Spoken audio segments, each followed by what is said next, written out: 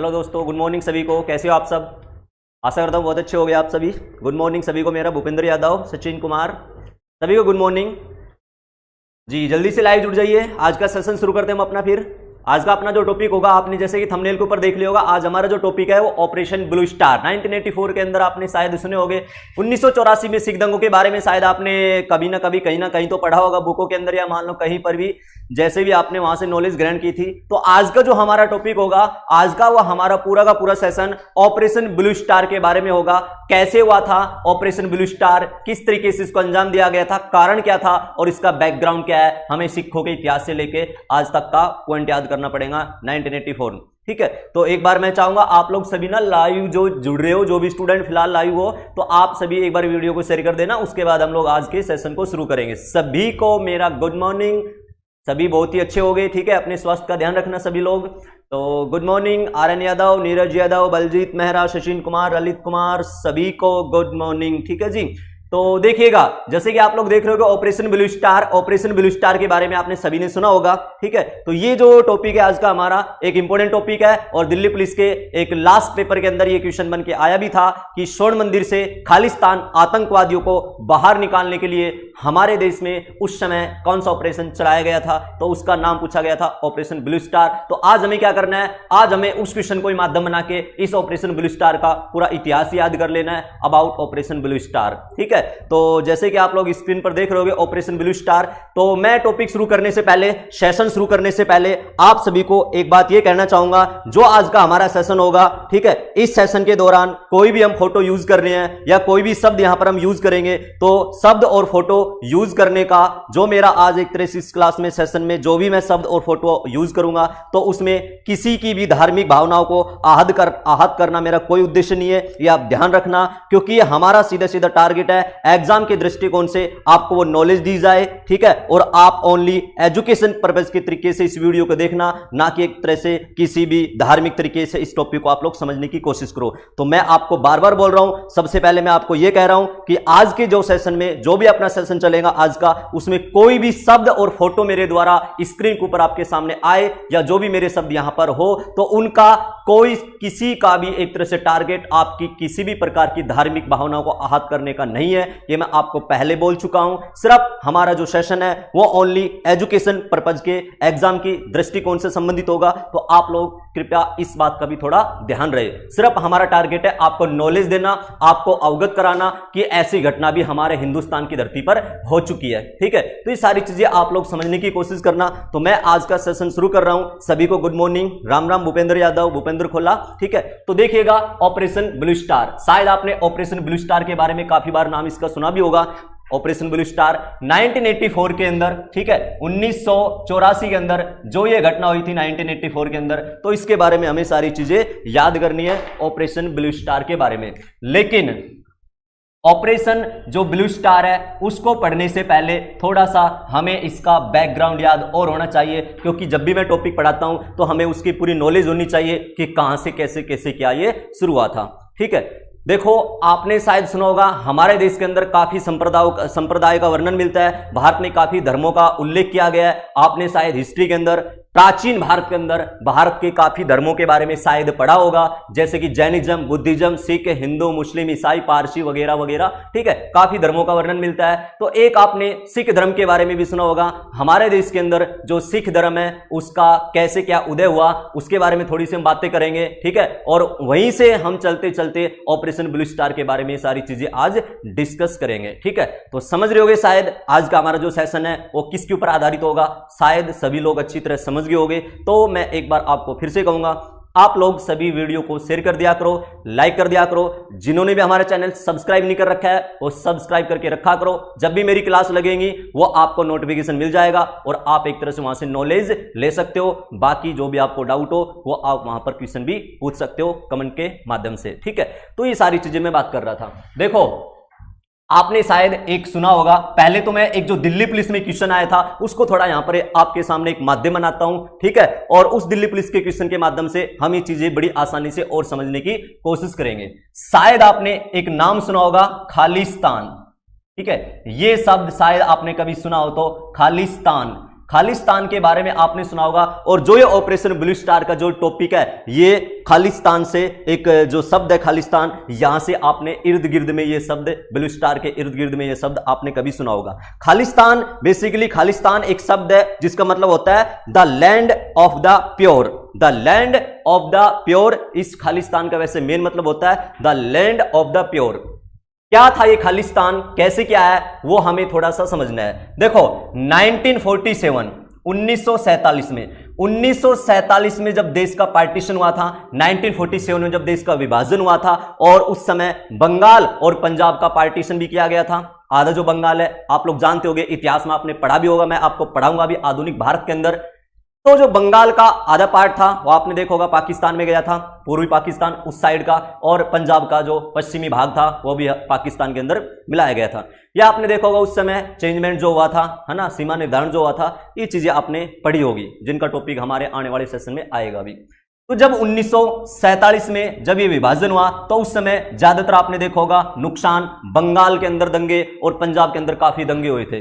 काफी मूवी के माध्यम से भी आपने देखा होगा, बुकों के माध्यम से भी देखा होगा, पंजाब और बंगाल में बड़े भयंकर दंगे हुए थे हमारे 1947 के टाइम पीरियड के अंदर, 1947 के अंदर। ठीक है, अब जब ये 1947 में इस समय दंगे हो रहे हैं, तो इस समय जो यहां के जो पंजाब के अंदर जो कुछ लोग थे, उन्होंने एक ये मांग की थी कि 1947 में विभाजन के दौरान सबसे ज्यादा जो नुकसान है वो हमारे इस पंजाब क्षेत्र को उठाना पड़ रहा है। ठीक है, पंजाब में सबसे ज्यादा एक तरह से गतिविधियों को अंजाम दिया गया है। तो हमें क्या चाहिए, हमें जो ये पंजाब है ना, ये भाषा के आधार पर एक भौगोलिक तरीके से हमें पूरा का पूरा जो लैंड है ये बिल्कुल एक कंट्री के रूप में चाहिए। कुछ ऐसे लोग आए सामने, वो एक ऐसी मांग उठाने लगे। अब कौन वो लोग थे, क्या मांग उठाने लगे, वो सारी चीजें हम बात करेंगे। यानी वो पर्टिकुलर एक देश की मांग उठाने लगे सन 1947 में कि हमें अपना पर्सनली एक अलग से और देश चाहिए। ठीक है, भाषा के आधार पर हमारा एक अलग देश होना चाहिए, हमें एक बिल्कुल ही बिल्कुल स्वतंत्रता यहां पर दी जानी चाहिए। और जो एक देश बनाने की जो मांग की जा रही थी, उस देश का एक तरह से नाम रखने की योजना थी कि हम जो भी पंजाब के अंदर एक हमारा पर्टिकुलर नया कंट्री बनेगा तो हम उसका नाम रखेंगे खालिस्तान। ये कुछ उस समय ऐसी बातें होने लगी थी। अभी मैं थोड़ा सा इसका बैकग्राउंड आपको तैयार कर रहा हूं, उसके बाद सारी चीजें हम आपके सामने कवर करेंगे। ठीक है, तो मैं क्या कह रहा था, मैं कह रहा था जो खालिस्तान है, खालिस्तान यानी खालिस्तान का मतलब क्या होता है, the land of the pure. या आप लोग समझ गए होंगे। ठीक है, एक न्यू कंट्री की मांग उठाने के लिए ये खालिस्तान नाम का संगठन दुनिया के अंदर आया था। एक न्यू कंट्री की मांग उठा रहे थे पंजाब क्षेत्र में, एक न्यू कंट्री की मांग उठाने के लिए इस खालिस्तान जो ये वर्ड है, यहां पर इस खालिस्तान का नामकरण और इस खालिस्तान का उदय हुआ था। ये सारी चीजें हम 1984 के ब्लू स्टार से जोड़ेंगे। अब इसको आप 2 मिनट के लिए वेट करना। ठीक है, हम थोड़ा सा बैक में चलते हैं, खालिस्तान से और थोड़ा सा हम बैक में चलते हैं। कैसे क्या है, आपने शायद अपने कोई भी एग्जाम की तैयारी की हो तो आपने एक सिख धर्म के बारे में भी सुना होगा। हिंदुस्तान के अंदर सिख धर्म के बारे में आप लोग सभी अच्छी तरह वाकिफ होंगे। सिख धर्म जो है, सिख धर्म के फाउंडर कौन थे, सिख धर्म के जो संस्थापक है उसके बारे में आपने सभी ने सुना होगा, गुरु नानक जी, जो सिख धर्म के संस्थापक थे, गुरु नानक जी। गुरु नानक देखो सिखों के टोटल 10 गुरु हुए थे, आप लोग सभी जानते होंगे। जो 15वीं सदी में भारतीय संत परंपरा से निकला एक पंथ है, हमारे देश में 15वीं सदी में भारतीय संत परंपरा से निकला एक पंथ है सिख धर्म, आपने सभी ने सुना होगा। और टोटल सिख में गुरुओं की जो संख्या थी, टोटल जो सिखों में गुरु की संख्या थी वो टोटल 10 गुरु थे। ठीक है, आपने जानते होंगे। और जो सिख धर्म था, उस सिख धर्म का पहला जो संस्थापक था, यानी सिख धर्म का पहला जो गुरु था और सिख धर्म का जो संस्थापक है उसका नाम आप लोग सभी अच्छी तरह जानते होंगे, गुरु नानक जी।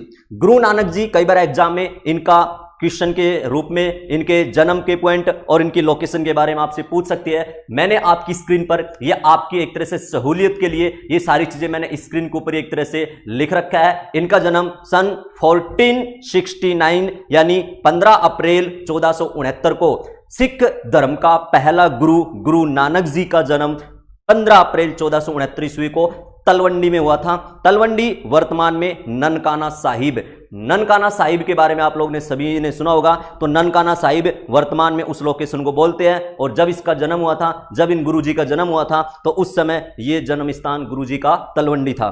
ठीक है, तो संस्थापक कौन है, गुरु नानक जी है। सिख धर्म के संस्थापक कौन है, गुरु नानक है। और इन्हीं के जो अनुयायी है, गुरु नानक के जो अनुयायी थे इन्हीं के अनुयायी कहलाए थे सिख। यानी सिख कौन हुए? सिख कौन हुए वो आप लोग यहां पर समझ गए होंगे। सिख कौन हुए? जो सिख धर्म था 15वीं सदी में हमें इस पंथ का वर्णन मिलता है और इस सिख धर्म के संस्थापक थे गुरु नानक जी। और गुरु नानक जी के जो अनुयायी थे ना वो ही एक तरह से क्या कहलाए थे? गुरु नानक जी के जो अनुयायी थे गुरु नानक जी, ठीक है, उनके अनुयायी क्या कहलाए थे? उनके अनुयायी कहलाए थे सिख जी। ये आप लोग समझ जाओगे, सिख है ना।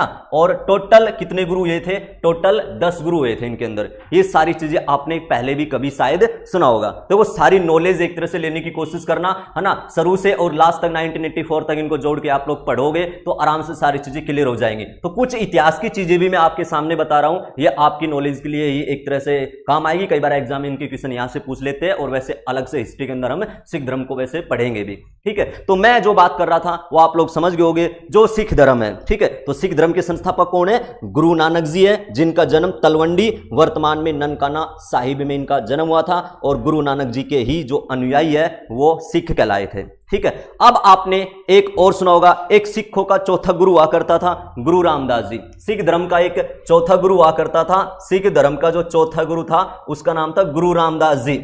गुरु रामदास जी का नाम आती आपके सामने एक शहर का नाम भी तुरंत शायद आ जाता होगा, तो जल्दी से आप लोग कमेंट कीजिए गुरु रामदास जी ने हिंदुस्तान में कौन से शहर की नींव रखी थी भारत के अंदर, ठीक है।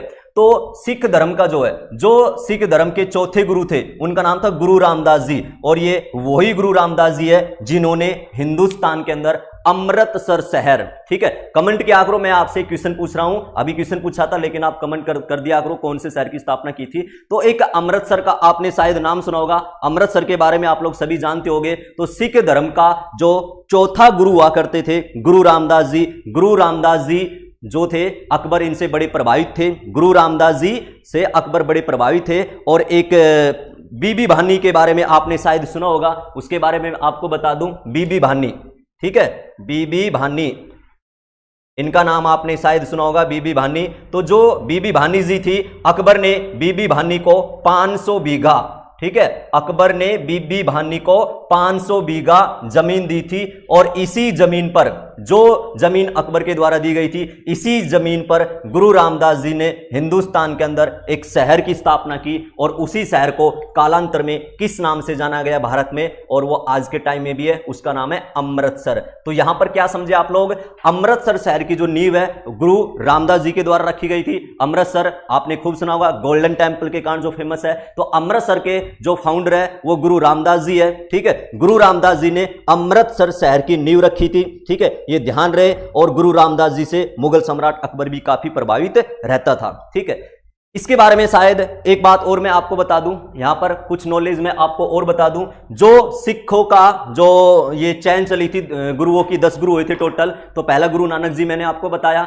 उसके बाद सिखों का जो चौथा गुरु है, चौथा गुरु कौन थे? गुरु रामदास जी। और गुरु रामदास जी ने क्या किया था? एक शहर की नींव रखी, जो शहर आपके सामने है अमृतसर। अब इन्हीं के शासनकाल में जो ये सिख गुरु थे, इनका जो पद है ना वो पैतृक कर दिया गया था।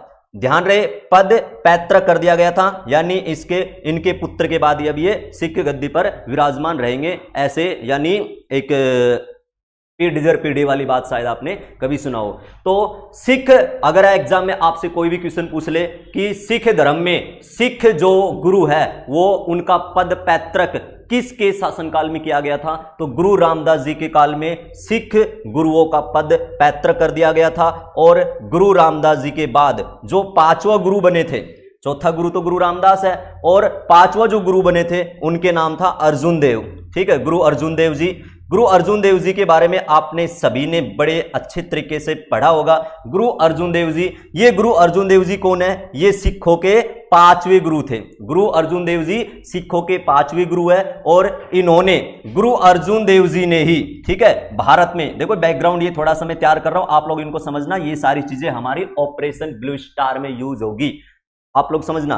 तो सिखों के जो 5वें गुरु थे उनका नाम था गुरु अर्जुन देव जी। सिखों के 5वें गुरु है गुरु अर्जुन देव जी। और आपने अमृतसर की शान के रूप में सुना होगा, अमृतसर के अंदर जो ननकाना साहिब है, अमृतसर के अंदर जो गोल्डन टेम्पल है, तो अमृतसर के अंदर जो ननकाना क्या नाम है, गोल्डन टेम्पल है, जो अमृतसर के अंदर गोल्डन टेम्पल है, इसका नाम गोल्डन टेम्पल तो बाद में एक तरह से रखा गया था, लेकिन सिखों के जो 5वें गुरु अर्जुन देव जी थे ना, उन्होंने अमृतसर के अंदर एक हरमिंदर साहिब की नींव रखी थी।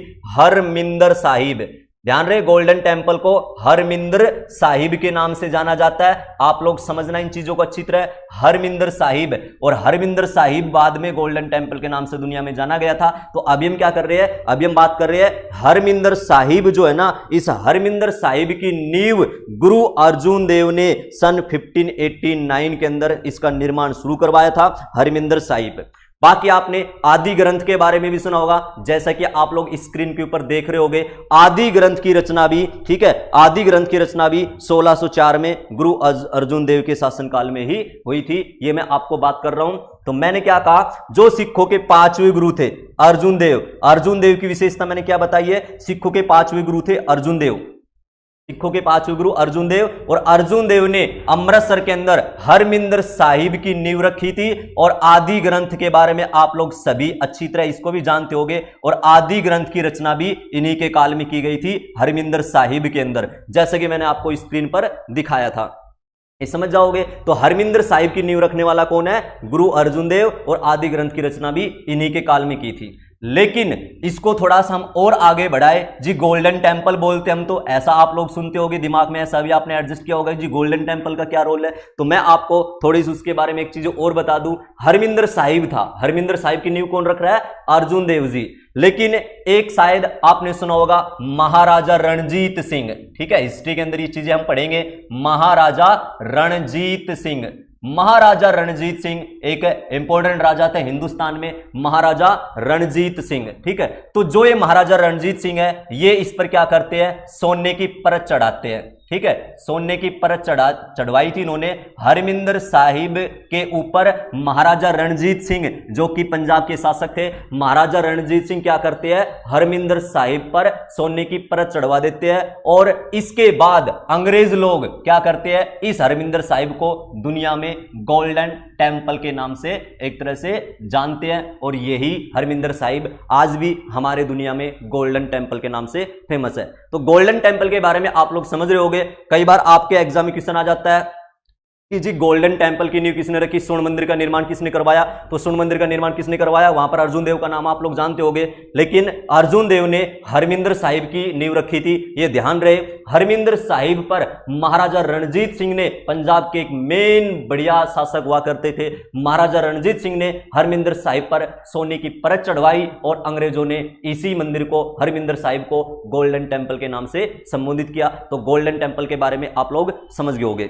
क्लियर, यहां तक कोई भी डाउट हो आप लोग क्वेश्चन पूछ सकते हो, कमेंट कर सकते हो, लॉजिकल क्वेश्चन हो, आपका एग्जाम से संबंधित कोई भी क्वेश्चन हो, तो आप लोग अपना एक तरह से नॉलेज ले सकते हो। ये वही महाराजा रणजीत सिंह है। कई बार एग्जाम में महाराजा रणजीत सिंह के बारे में भी क्वेश्चन आते हैं। ये सारी चीजें हमारे इतिहास के पोर्शन है, पढ़ेंगे। कई बार इनकी कैपिटल पूछ लेते हैं। तो महाराजा रणजीत सिंह की जो राजधानी है ना, वो लाहौर थी।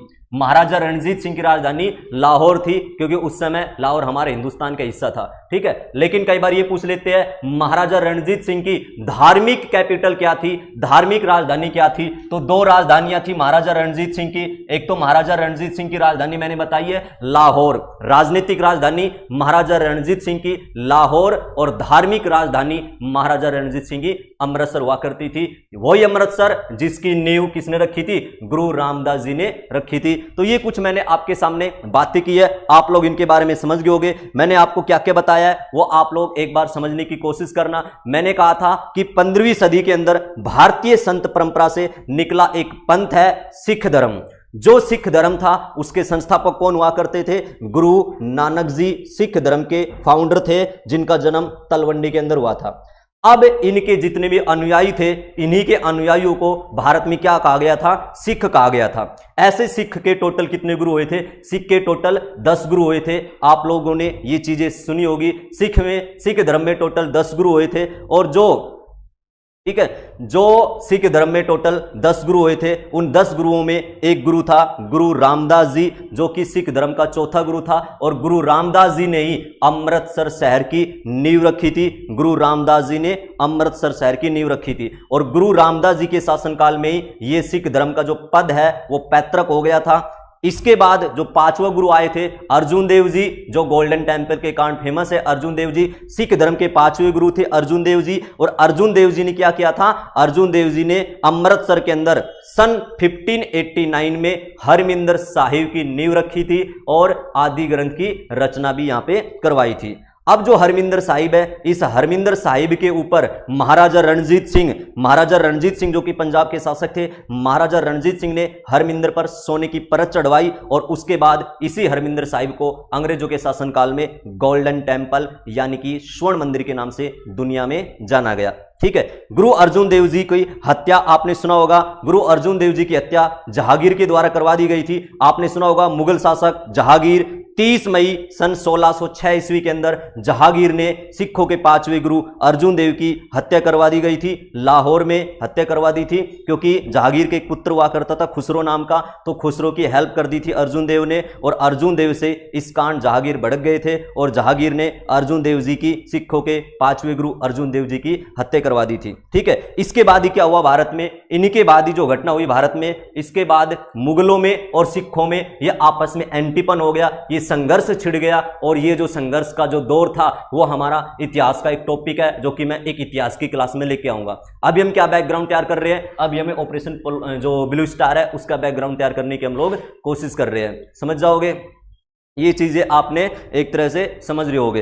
तो मैंने अभी आपसे ये बात बताई है, महाराजा रणजीत सिंह जो है वो 1801 से 1839 तक इन्होंने शासन किया था, तो इसके बीच के टाइम पीरियड में इन्होंने जो भी ये काम करवाए थे वो आप लोग क्लियर करना। दूसरी बात एक और समझना, अर्जुन देव की हत्या के बाद मुगलों में और जहांगीर में ये संघर्ष एक तरह से चलता रहा काफी दिनों तक, आपने सुना होगा। और सिखों के टोटल जो गुरु हुए थे वो 10 गुरु हुए थे, और सिखों के जो 10वां गुरु जी थे उनका नाम था गुरु गोविंद सिंह। गुरु गोविंद सिंह के बारे में आपने सुना होगा। गुरु गोविंद सिंह के बाद सिखों का कोई व्यक्तिगत 11वां गुरु नहीं हुआ था, क्योंकि जो ग्रंथ है आदि ग्रंथ उनको ही एक तरह से कहा था गुरु गोविंद सिंह ने कि आगे जो गुरु होगा 11वां गुरु वो इसी ग्रंथ को माना जाएगा। ये आपने ये भी चीजें मेरे हिसाब से पढ़ी होगी। अब हम चलते हैं थोड़ा सा आगे आधुनिक भारत में और लेके आते हैं 1947 में, जब हमारे देश का विभाजन हुआ। ठीक है।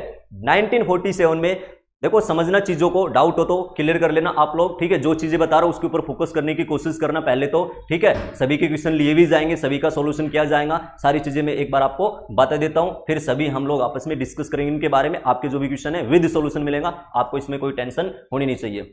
तो मैं क्या कह रहा था, 1947 का जब दौर था उस समय 1947 के अंदर हिंदुस्तान का पार्टीशन हुआ, हिंदुस्तान का विभाजन हुआ। तो उस समय विभाजन के अंदर आपने एक लाइन तो सुना होगा कि बंगाल उसका पार्टीशन किया गया और पंजाब का पार्टीशन किया गया था। तो 1947 के अंदर पंजाब के अंदर भी काफी दंगे हो रहे थे और बंगाल के अंदर भी काफी दंगे हो रहे थे, हिंदू मुस्लिम वगैरह भड़क रहे थे बंगाल में, इधर पंजाब के अंदर भी ऐसा माहौल चल रहा था। ठीक है। तो उस समय क्या हुआ, उस समय 1947 के अंदर कुछ लोगों ने ये कहा, कुछ लोग ये बोलने लगे कि जो ये पंजाब है सबसे ज्यादा विभाजन के दौरान पंजाब के लोगों को नुकसान हुआ है, पंजाब के लोगों को सबसे ज्यादा एक तरह से नुकसान झेलना पड़ा है इन दंगों के दौरान, 1947 के विभाजन के दौरान। तो कुछ लोग ऐसे निकल के आए कि जो पंजाब इलाका है ना, हमें एक पर्टिकुलर अपना एक अलग से देश चाहिए। यानी जो खालिस्तान में एक अभी शब्द की बात कर रहा था कि हमें अलग से एक सब कुछ अलग से अपना एक देश चाहिए, हमारे जो डैम है, कैनाल यानी नहरें है, बांध है, भाषा के आधार पर हमें पर्टिकुलर एक न्यू कंट्री चाहिए, ऐसी कुछ मांग उठने लगी।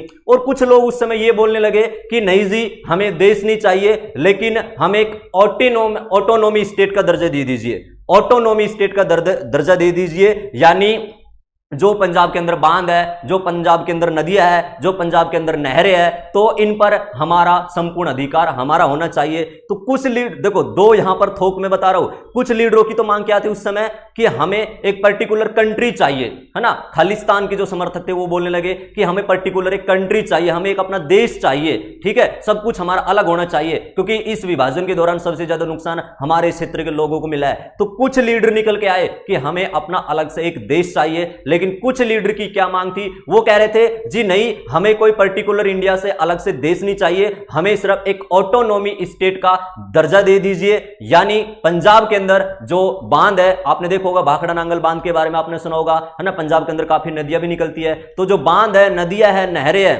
ठीक है, इन पर संपूर्ण हमारा अधिकार होना चाहिए, ऐसी ऐसी मांग उठने लगी। ये सारी बातें उस समय मैंने आपको बताया है। अब ऐसे चलते चलते, ठीक है, उस समय तो इनकी जो ये मांग है, इनका कोई रेस्पॉन्स मिला नहीं था। अब 1956 का जब दौर आया, 47 के कुछ साल बाद, ठीक है, 1956 का जैसी दौर आया, मैं ये चीजें आप लोग समझ गए होंगे, एक बार मैं दोबारा आपसे थोड़ा सा यहां से लेके चलता हूं। जब 1956 का समय आया तो मैंने आपको कल भी एक लाइन बताई थी, 1956 में जो राज्य पुनर्गठन अधिनियम बना था, 1956 में जो राज्य पुनर्गठन अधिनियम बना था, उस राज्य पुनर्गठन अधिनियम के दौरान, राज्य पुनर्गठन अधिनियम 1956, ये आपने शायद पॉलिटी के अंदर पढ़ा होगा, 1956 का दौर था। और जब राज्य पुनर्गठन अधिनियम जो ये आया ना, तो इस समय इनकी सभी मांगों को खारिज कर दिया गया था। ये आप ध्यान रहे, 1956 में इनकी सभी मांगों को, जो पंजाब के अंदर कुछ लोग मांग कर रहे थे कि हमें एक ऑटोनॉमी स्टेट चाहिए, कुछ मांग कर रहे थे हमें तो एक अलग से देश चाहिए, लेकिन 1956 में राज्य पुनर्गठन अधिनियम के दौरान इनकी सभी मांगों को ठुकरा दिया गया था, यह ध्यान रहे। और यहीं से, यही 1956, यहीं से हिंदुस्तान की धरती पर एक खालिस्तान समर्थक जो अपनी एक विचारधारा लेकर उभरे थे, इनका यहां पर एक तरह से जन्म होता है। और ये मांग करने लगे कि हमें अलग से पंजाब में एक कंट्री चाहिए, सब कुछ हमारा अलग से होना चाहिए, यहां के बांध, नहरें, जल, वाटर जो भी है वो सारा सारा संपूर्ण अधिकार हमारा यहां पर होना चाहिए। ये कुछ ऐसी ऐसी समय मांग उठने लगी। बाकी आपने एक पार्टी का नाम सुना होगा, अकाली दल। अकाली दल के बारे में शायद आप लोग जानते होंगे, मैं इसका थोड़ा सा लिंक यहां पे बनाना चाहूंगा जो कि ऑपरेशन ब्लू स्टार में यूज भी होगी। अकाली दल ये एक पार्टी है, हमारे देश में आधुनिक भारत के दौरान ही इस अकाली दल का गठन किया गया था, जैसे कि आप लोग स्क्रीन पर देख रहे होंगे। अकाली दल जो है, इसकी स्थापना 14 दिसंबर सन 1920 ईस्वी में, यानी कि आज से लगभग 99 साल पहले इस अकाली दल का गठन किया गया था, 1920 में। अकाली दल आप लोग जानते होंगे, पंजाब के अंदर एक आज पार्टी भी है अकाली दल, ये वही अकाली दल है, श्रोमणी अकाली दल के नाम से आप लोग इसको समझ रहे होंगे। सुखबीर सिंह बादल के बारे में आपने शायद सुना होगा, ठीक है। तो जैसे ही 1947 की अभी मैं बात कर रहा था, तो जब 1947 में देश आजाद हुआ ना, तो सबसे, मैंने कहा था कि ज्यादातर लोग मानने ये लगे थे कि जी सबसे ज्यादा नुकसान है ना वो पंजाब में हुआ है, ठीक है। तो उन्होंने एक सिख मेजोरिटी स्टेट के लिए दावा पेश किया कि सबसे ज्यादा नुकसान पंजाब के एक तरह से सिख लोगों को हुआ है, तो हमें क्या चाहिए, हमें पंजाब में एक सिख मेजोरिटी स्टेट चाहिए। ये मांग 1947 में लोग करने लगे। ये कहा गया था कि, जैसे कि मैंने अभी थोड़ी देर पहले बताया था कि जी पंजाब के अंदर जो भी हमारी डैम है, जो भी हमारी नहर है, संपूर्ण पूरा का पूरा अधिकार हमारा इस सिख मेजोरिटी का यहां पर होना चाहिए, यानी कुल मिलाकर हमें एक ऑटोनॉमी स्टेट चाहिए। ये अकाली दल के द्वारा भी एक तरह से मांग उठाई गई थी। अकाली दल, एक बात ध्यान रखना, अकाली दल ने यह नहीं कहा था कि जी हमें देश चाहिए। एक बात ध्यान रखना, आप लोग मेरे वर्डों को सुनने की कोशिश करना, यहां पर चीजों को अच्छी तरह समझने की कोशिश करना। अकाली दल ये नहीं बोल रहा है कि हमें देश चाहिए, सिर्फ अकाली दल ने तो उस समय अकाली दल के लीडरों ने यह कहा था कि हमें एक ऑटोनॉमी स्टेट चाहिए, ना कि देश चाहिए। लेकिन जो खालिस्तान के समर्थक थे, वो खालिस्तान वाले बोल रहे कि नहीं, हमें तो पर्टिकुलर एक हिंदुस्तान में एक अपना अलग से कंट्री चाहिए। लेकिन अकाली दल के लीडरों का मानना क्या था कि हमें सिर्फ आप एक ऑटोनॉमी स्टेट का दर्जा दे दीजिएगा, सिख मेजोरिटी के हमें यहां पर एक तरह से ये अधिकार दिया जाए। तो अकाली दल के लीडरों का कोई ऐसा इंटेंशन नहीं था कि जी हमें एक कंट्री चाहिए। लेकिन जैसे जैसे समय चलता गया, 1956 का जैसे दौर आया, तो राज्य पुनर्गठन आयोग के बारे में आपने सुना होगा, तो उसकी एक रिपोर्ट आई थी। तो उस रिपोर्ट में अकाली दल के इस ऑटोनॉमी स्टेट के बारे में और खालिस्तान के समर्थकों के जो विचार थे देश बनाने का, वो सभी उनकी मांग को रिपोर्ट के अंदर खारिज कर दिया गया था। और फिर मैंने आपको क्या बताया था कि 1956 में ये वही दौर था जहां से खालिस्तान का उदय होने लगा। और खालिस्तान का जैसे उदय होने लगा तो यहां पर दो टाइप के लोग उभरे। एक तो बोल रहे थे कि जी हमें अलग से देश चाहिए, और एक क्या बोल रहे थे कि जी देश नहीं चाहिए, सिर्फ ऑटोनॉमी स्टेट दे दीजिएगा। ये सारी बातें होने लगी, आपको पता होगा इनके बारे में। 1956 का जब समय था तो उस समय जो हिमाचल प्रदेश था उसको तो यूटी बना दिया गया था। 1956 के दौरान जो हिमाचल प्रदेश है उसको तो क्या बना दिया गया था, यूटी बना दिया गया था। और जब भारत पाकिस्तान का युद्ध हुआ था एक 1965 में, भारत पाकिस्तान का जब 1965 में युद्ध हुआ तो भारत पाकिस्तान युद्ध के कुछ समय बाद आपने देखा होगा कि नवंबर 1966 में इसी पंजाब से एक हरियाणा स्टेट का भी उदय होता है। तो यहां पर ये सारी चीजें हो रही है ना। जो भी पंजाबी भाषा वाले जो क्षेत्र थे, है ना, वो तो पंजाब के अंदर रहे, लेकिन जो ज्यादातर जहां पर हिंदी बोलने वाले लोग थे, ऐसा भाषा के आधार पर उस समय ये सारी चीजें विभाजन होने लगी। तो ये मैं बातें आपके सामने कर रहा था। लेकिन कुछ ऐसे लोग थे जो पंजाब से बाहर रहते थे, यानी इस 1956 के दौर में कुछ ऐसे लोग भी थे जो पंजाब से बाहर रहते थे, यानी अप्रवासी भारतीय। आपने शायद सुना होगा NRI। Who is NRI? NRI के बारे में आप लोग जानते होंगे, यानी जो हमारे हिंदुस्तान के लोग लेकिन कोई कनाडा में, अमेरिका में, USA, Germany, Japan, Italy, France, Cambodia वगैरह वगैरह कई दुनिया में कंट्री है, तो इन देशों में जो जाकर बस चुके हैं वो अप्रवासी भारतीय यानी NRI। आपने NRI के बारे में सुना होगा, जिसको हम नॉन रेजिडेंट इंडियन के नाम से जान सकते हैं, यानी NRI के नाम से जान सकते हैं। तो जो पंजाब के लोग और भारत से बाहर रहते थे, है ना, जो पंजाब के लोग भारत से बाहर रहते थे, तो उन लोगों का सहारा लेने के लिए पंजाब के कुछ ऐसे लीडर थे।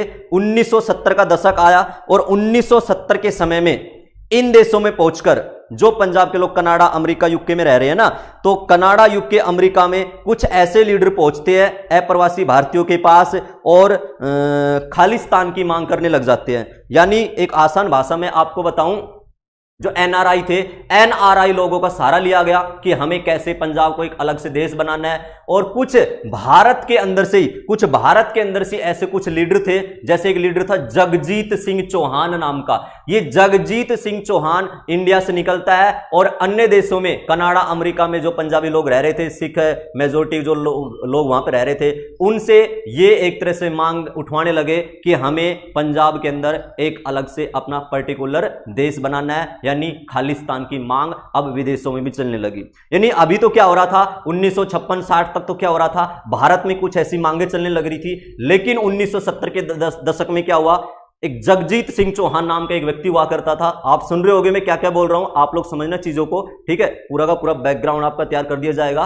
तो 1970 के दशक में एक जगजीत सिंह चौहान नाम का व्यक्ति हुआ करता था, वो इंडिया से निकलता है और इन NRI जो ये लोग हुआ करते थे, इनको एक तरह से अपना मोहरा बनाता है और इनको ये कहता है कि हमें खालिस्तान एक तरह से बनाना है, हमें यानी खालिस्तान की मांग अब विदेशों में भी एक तरह से उठने लगी थी। ये सारी चीजें, और वहां पर एक डोनेशन ड्राइव चलाया गया, ठीक है, वहां पर न्यूज के माध्यम से, ठीक है, ये खबरें फैलाने लगे कि जो पंजाब है उसको हमें एक तरह से कंप्लीट सिख मेजोरिटी बनाना है, सारा का सारा संपूर्ण अधिकार हमारा वहां पर होना चाहिए, ठीक है। सारे जो भी मैं बार बार बांध, डैम, जो कैनाल वगैरह इनकी बात कर रहा था, सारा का सारा कंप्लीट अधिकार हमारा वहां पे होना चाहिए। तो जो NRI लोग थे, उन NRI लोगों का सहारा कुछ पंजाब के लीडर लेने लगे और उसमें नाम आया था पहले जगजीत सिंह चौहान। ये मैंने आपको अभी बताया है, ठीक है, यहां तक आप लोग समझ हो गए। लेकिन आप ध्यान रहे, मैं बार बार बोल रहा हूं, जो अकाली दल था, मैंने अभी आपसे बताया था,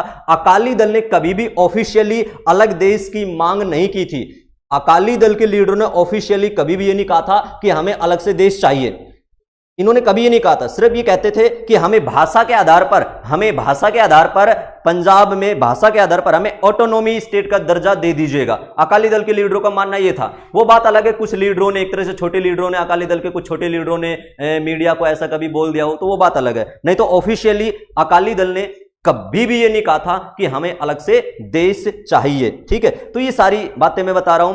अब जो भी NRI का ये सहारा लेने लगे थे कुछ लीडर विदेशों में जाके कि हमें पंजाब में खालिस्तान बनाना है ना, पंजाब को एक तरह से अलग ये करना है, ये सारी बातें उस समय उठने लगी, लेकिन इनकी मांग यहां पर एक तरह से नहीं क्लियर होती है। तो इसके कुछ समय बाद क्या होता है, सन 1973 का समय था, 1973, समझना चीजों को, 1973 का समय था और आनंदपुर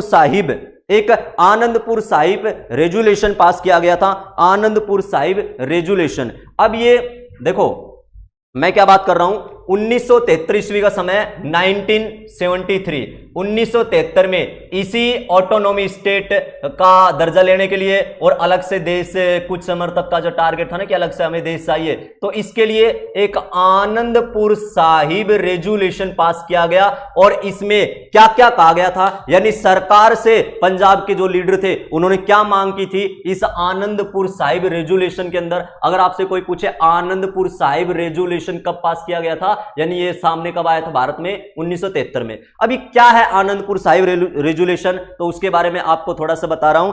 इस सन 1973 में आनंदपुर साहिब में एक मीटिंग हुई थी। आनंदपुर साहिब एक जगह का नाम है और यहां पर जो मीटिंग हुई थी तो इसी मीटिंग के दौरान एक रेजुलेशन पास हुआ था आनंदपुर साहिब के अंदर। और इस रेजुलेशन में यह कहा गया था कि जो चंडीगढ़ है, पंजाब का आज जो कैपिटल चंडीगढ़ है, हरियाणा की कैपिटल भी चंडीगढ़ है, तो इस रेजुलेशन में एक तो बात यह कही गई थी कि जो चंडीगढ़ है, चंडीगढ़ जो सिटी है, आप लोग जानते हो कि चंडीगढ़ सिटी के बारे में अच्छी तरह, तो जो चंडीगढ़ सिटी है ना, कंप्लीट रूप से चंडीगढ़ सिटी पर पंजाब का अधिकार होना चाहिए। रेजुलेशन 1973 की क्या क्या मांगे थी आप लोग अच्छी तरह समझने की कोशिश करना, इंपॉर्टेंट टॉपिक का नॉलेज के लिए। आप कभी भी प्रीलिम्स, एनडीए, सीडीएस वगैरह जैसे एग्जामों में जाओगे तो चीजें वहां पर घूमती है और इंट्रो के अंदर बैठे हो तो आपसे इनके बारे में डिस्कस भी करवा सकती है। तो चीजें हर एग्जाम के लिए ये ध्यान रहे, आप लोग इन चीजों को अच्छी तरह समझना। और बीच में 2 मिनट आपका मैं वेट कर रहा हूं इस टॉपिक को। आपको एक बात बता दूं, बहुत ही आपके लिए एक अच्छी खुशखबरी होगी। जो स्टूडेंट एक तरह से यूपीएससी की तैयारी कर रहे हैं, असिस्टेंट कमांडेंट उसका नोटिफिकेशन आ चुका है।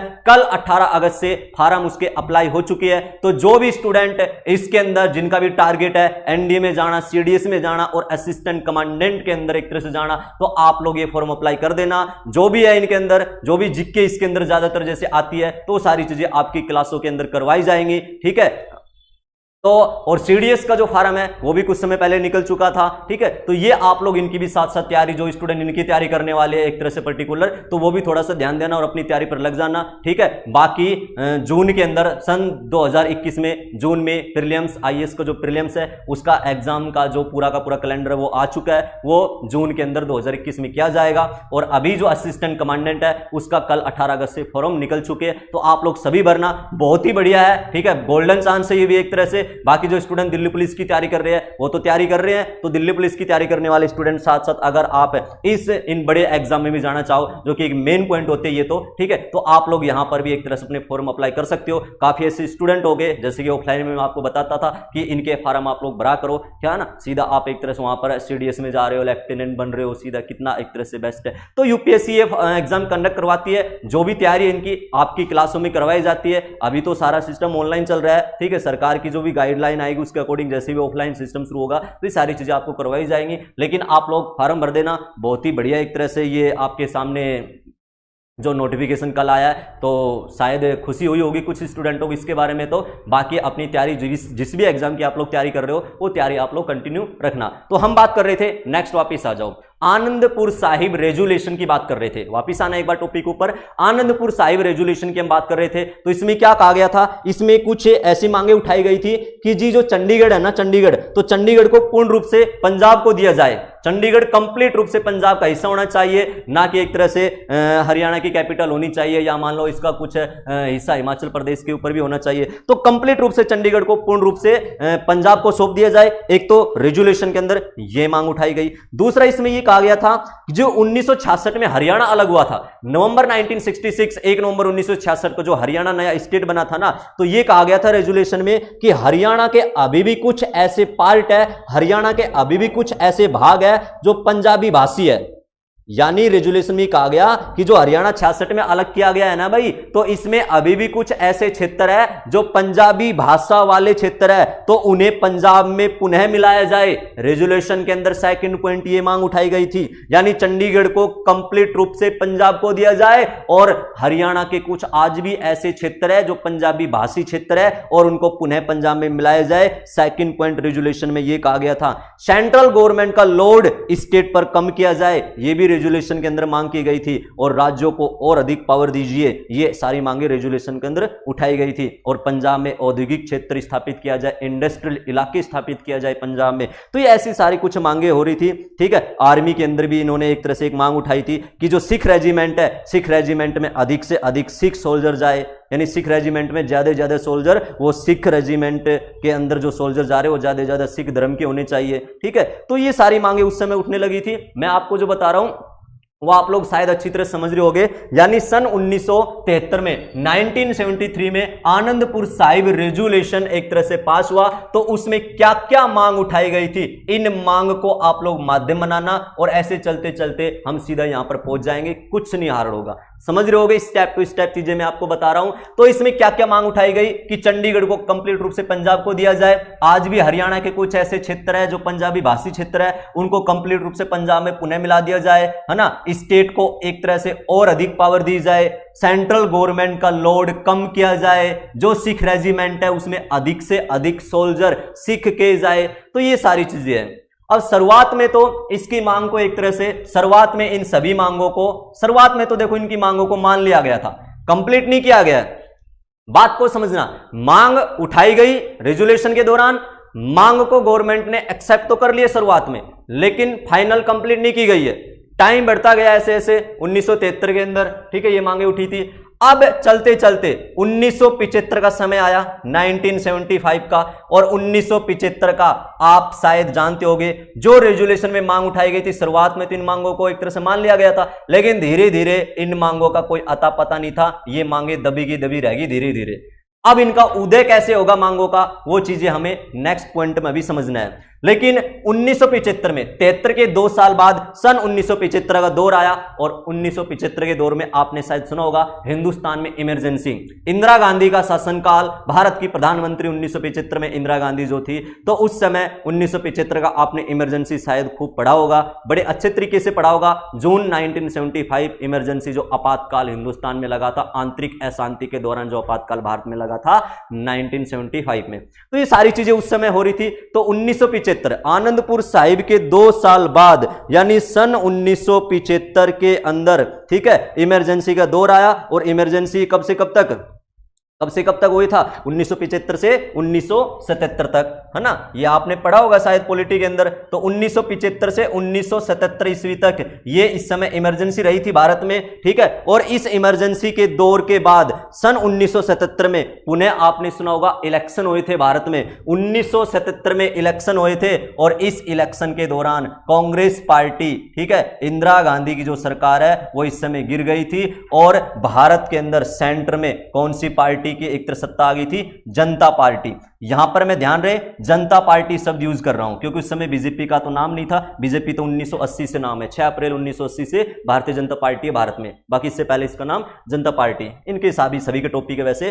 तो 1977 में किसकी गवर्नमेंट आ गई सेंटर में, 1977 में गवर्नमेंट आ गई है जनता पार्टी की, क्योंकि जो आनंदपुर साहिब रेजुलेशन हुआ था उसके 2 साल बाद मैंने बताया था 1975 में एक तरह से आपातकाल लगा था, और 1977 तक जो आपातकाल रहा था, आपातकाल इमरजेंसी का दौर था। और 1977 के अंदर जब भारत में इलेक्शन हुए सेंटर के अंदर, तो उस समय इंदिरा गांधी चुनाव हारती है और जनता पार्टी सेंटर के अंदर पावर में आती है, ये भी आप लोग जानते होंगे शायद, ठीक है। पंजाब में भी उस समय अकाली दल जो है, पंजाब के अंदर भी कांग्रेस की सरकार गिर गई थी, और पंजाब के अंदर भी अकाली दल अभी मैंने बात की थी ना, तो सेंटर में तो कौन हो गया, सेंटर में तो जनता पार्टी। और पंजाब की अगर मैं बात करूं तो पंजाब में कौन सी पार्टी का एक तरह से पावर आने लगी, अकाली दल, ये पंजाब के अंदर अकाली दल हावी होने लगी, ठीक है। तो यहां पर अब इनको प्रॉब्लम होगी, अब कांग्रेस वालों को यहां पे प्रॉब्लम होगी कि पंजाब भी हाथ से निकलता जा रहा है और सेंटर के अंदर यहां पर भी हार चुके थे, ठीक है। तो इसके बाद क्या हुआ, वो सारी चीजें हैं। राजनीतिक से कोई चीजें जोड़ने की कोशिश मत करना, अपने एग्जाम की दृष्टिकोण से अपनी नॉलेज के लिए चीजों को समझने की कोशिश करना। बाकी शुरुआत में क्लास शुरू करने से पहले मैंने आपको 2-3 लाइन बताई थी, उसके ऊपर भी थोड़ा सा आप लोग गौर करना। हम यहां पर सिर्फ आपको एग्जाम की दृष्टिकोण से चीजें बताने की कोशिश कर रहे हैं। एजुकेशन जो भी आपको नॉलेज चाहिए, सिर्फ यहां पर हमारा कोई इंटेंशन होगा नहीं किसी की भी एक तरह से धार्मिक भावनाओं को आहत पहुंचाने का, या कोई भी राजनीतिक मुद्दा यहां पर खड़ा करने का हमारा कोई उद्देश्य नहीं है। हमारा सिर्फ उद्देश्य है कंपटीशन एग्जाम से संबंधित आपको नॉलेज देना, और आपको यह पता हो कि हिंदुस्तान के अंदर क्या क्या घटना हो चुकी है, जो आपके एग्जाम में ऐसे क्वेश्चन आए तो आप आराम से उनके आंसर भी दे पाओ। तो अपना सीधे सीधा टारगेट है आपको एग्जाम की दृष्टिकोण से इन नॉलेज को अवगत कराना। ये बार बार मैं बोल रहा हूं, ध्यान रखना, ठीक है। तो अकाली दल पंजाब के अंदर हावी होने लगी, ठीक है, सेंटर के अंदर जनता पार्टी आ गई, तो इस समय यहां पर ये प्रॉब्लम होने लगी। और उसी समय क्या मांग उठा रखी थी 1973 में, ये बार बार मैं रेजुलेशन की मांग बता रहा था, तो 1973 में ये रेजुलेशन की एक तरह से मांग उठने लगी, ये चीजें यहां पे हो रही थी। लेकिन सेकंड क्षेत्र में क्या हो रहा था, पंजाब के अंदर क्या हो रहा था, और जो कि हम अभी बात कर रहे थे कि खालिस्तान की मांग कर रहे थे कुछ लोग ऐसे, तो पंजाब के अंदर क्या हो रहा था, वो सारी चीजें मैं आपको एक बात और बताता हूं, तो आप उसको समझना, ठीक है। आप एक बार एक चीज और समझना, इसके अंदर मैं आपको एक लाइन, शायद आपने कभी सुना हो, गुरु ग्रंथ साहिब के बारे में आपने सुना होगा। तो ये तो हम गवर्नमेंट की बात कर रहे थे, अब इधर क्या हो रहा है, इधर साइड में क्या घटना हो रही थी, एक शायद आपने नाम सुना होगा, जरनेल भिंडरवाला, ठीक है, जनरल भिंडरवाला, एक व्यक्ति का नाम शायद आपने सुना होगा। ऑपरेशन ब्लू स्टार अगर आपने पढ़ा हो कभी भी, या नहीं पढ़ा तो कोई दिक्कत नहीं, सारी चीजें यहां पर बताने की कोशिश कर रहा हूं मैं। तो जनरल भिंडरवाला, अब जो पंजाब के अंदर सिख धर्म है, इसके अंदर एक पार्ट और हुआ करता था, निरंकारी संप्रदाय, ठीक है, निरंकारी संप्रदाय, ठीक है। ये निरंकारी जो पंथ है, इसके बारे में आप तो समझना, निरंकारी सिख भी आप इनको बोल सकते हो, तो इसके बारे में 2-3 चीज आपको बताऊंगा, निरंकारी सिख एक तरह से क्या है क्या नहीं है। तो निरंकारी सिख का यह मानना था, गुरु गोविंद सिंह जो कि सिखों के 10वें गुरु थे, उन्होंने क्या कहा था कि आज के बाद सिखों का व्यक्तिगत कोई गुरु नहीं बनेगा, जो ये गुरु ग्रंथ है ना, इसको ही 11वां गुरु माना जाएगा। उस ग्रंथ को, पुस्तक को 11वां गुरु मान लिया गया था। लेकिन निरंकारी सिख का मानना यह था कि ऐसा नहीं, क्यों एक तरह से हम इस पुस्तक को ही माने, 11वां जो गुरु है वो कोई इंसान भी बन सकता है। यानी निरंकारी सिख की क्या एक तरह से मानना हुआ करता था कि जो 11वां सिख गुरु है ना, वो किसी व्यक्ति को भी बना दिया जा सकता है, ऐसी कोई वो नहीं है कि हम इस पुस्तक को, ग्रंथ साहिब को एक तरह से 11वां गुरु माने, ये मानना था इनका, ध्यान रहे, निरंकारी सिख जो लोग थे इनका मानना था।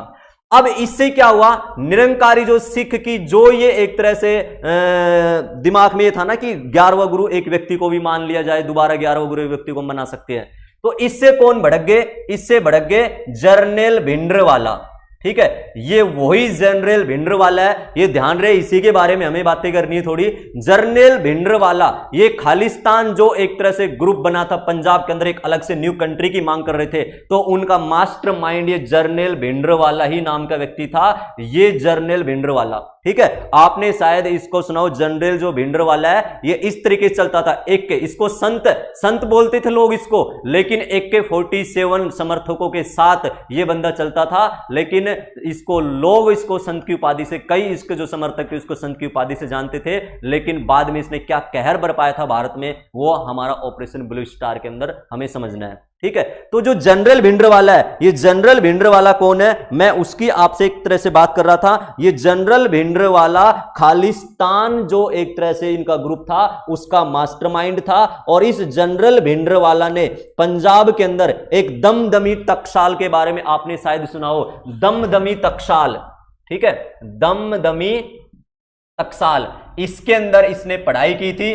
दमदमी टकसाल क्या होता है, ये एक तरह से रिलीजियस एजुकेशन सेंटर होता है, यानी जो पंजाबी लोग है ना यहां पर अपने धर्म की शिक्षा ग्रहण करते हैं, और इसी जनरल भिंडरवाला ने दमदमी टकसाल के अंदर जो कि सिख शिक्षा के केंद्र होता है, यहां पर इसने पढ़ाई की थी, और एक समय में ये इसके अध्यक्ष भी हुए थे। यानी दमदमी टकसाल क्या है, ये इस टाइप का होता है, और यहां पर सिख धर्म की पढ़ाई की जाती है, सिख धर्म की एक तरह से ये शिक्षा केंद्र दमदमी टकसाल, और इस दमदमी टकसाल का हिस्सा भी ये जनरल भिंडरवाला नाम का व्यक्ति रह चुका है, और दमदमी टकसाल का ये अध्यक्ष भी रह चुका है। मैं आपको ये बात बता रहा हूं, समझ जाओगे। तो यहां तक आप लोग समझ रहे होगे मैं क्या बात कर रहा हूं। तो जो जनरल भिंडरवाला है ये क्या करता है, जनरल भिंडरवाला क्या करता है, इसने जैसे निरंकारी सिख ने कहा ना कि 11वां जो गुरु है वो व्यक्ति भी बन सकता है, इससे जनरल भिंडरवाला और उसके समर्थक भड़क गए और सन 1978 ईस्वी के अंदर,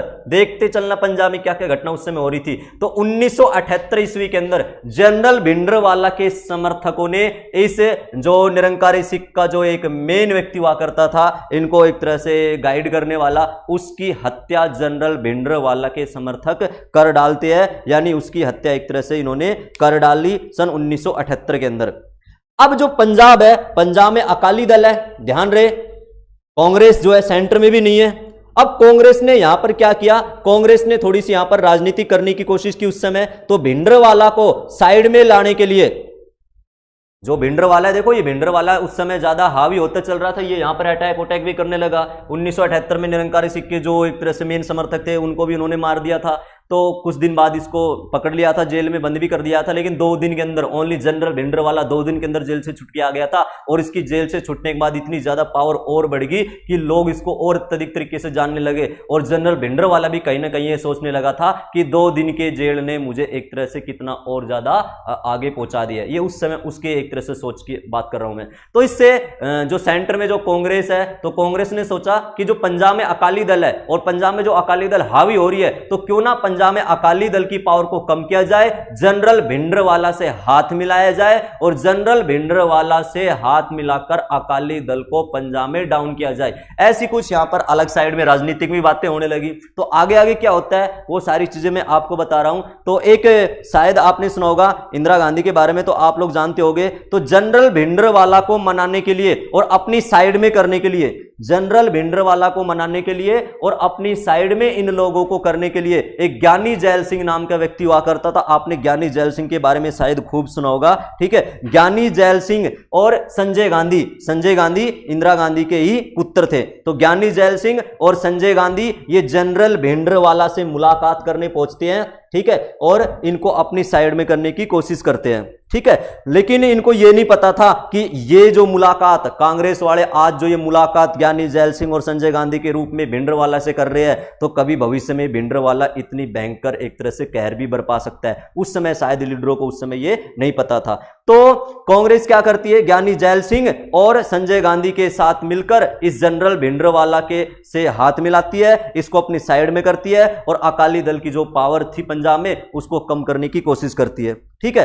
अब 1980 का जैसे ही इलेक्शन हुआ दोबारा, तो 1980 में पुनः सेंटर में सरकार किसकी बन गई थी, आपने सुना होगा शायद पॉलिटी में, 1980 में पुनः सेंटर में सरकार बन गई थी कांग्रेस की। 1980 में देखो 77 में तो कांग्रेस इस समय हार गई थी, लेकिन 1980 के दौर की अगर मैं बात करूं, 1980 की मैं बात करूं, तो 1980 में पुनः सेंटर में कांग्रेस की सरकार आती है ना, सेंटर गवर्नमेंट उस समय, इस समय कांग्रेस है। और पंजाब की अगर हम बात करें तो पंजाब के अंदर भी कांग्रेस का ही उस समय सीएम बना। एक नाम मैं आपको बता देता हूं, एक दरबारा सिंह नाम आपने कभी सुना हो तो भारत के इतिहास में या पॉलिटी में पढ़ा हो, दरबारा सिंह, ये उस समय पंजाब के सीएम बनाए गए थे, दरबारा सिंह। तो देखो यहां पर फायदा तो इनको मिल गया, पुनः इनकी सेंटर में गवर्नमेंट जो सेंटर में गवर्नमेंट है वो कांग्रेस की पुनः आ चुकी है, और पंजाब में जो अकाली दल हावी हो रहा था वो अकाली दल पंजाब में भी साइड में अब हो चुका था, और पंजाब में सीएम दरबारा सिंह बन गए थे कांग्रेस के। लेकिन जो ये दरबारा सिंह है ना, ये दरबारा जनरल भिंडरवाला का एंटी था।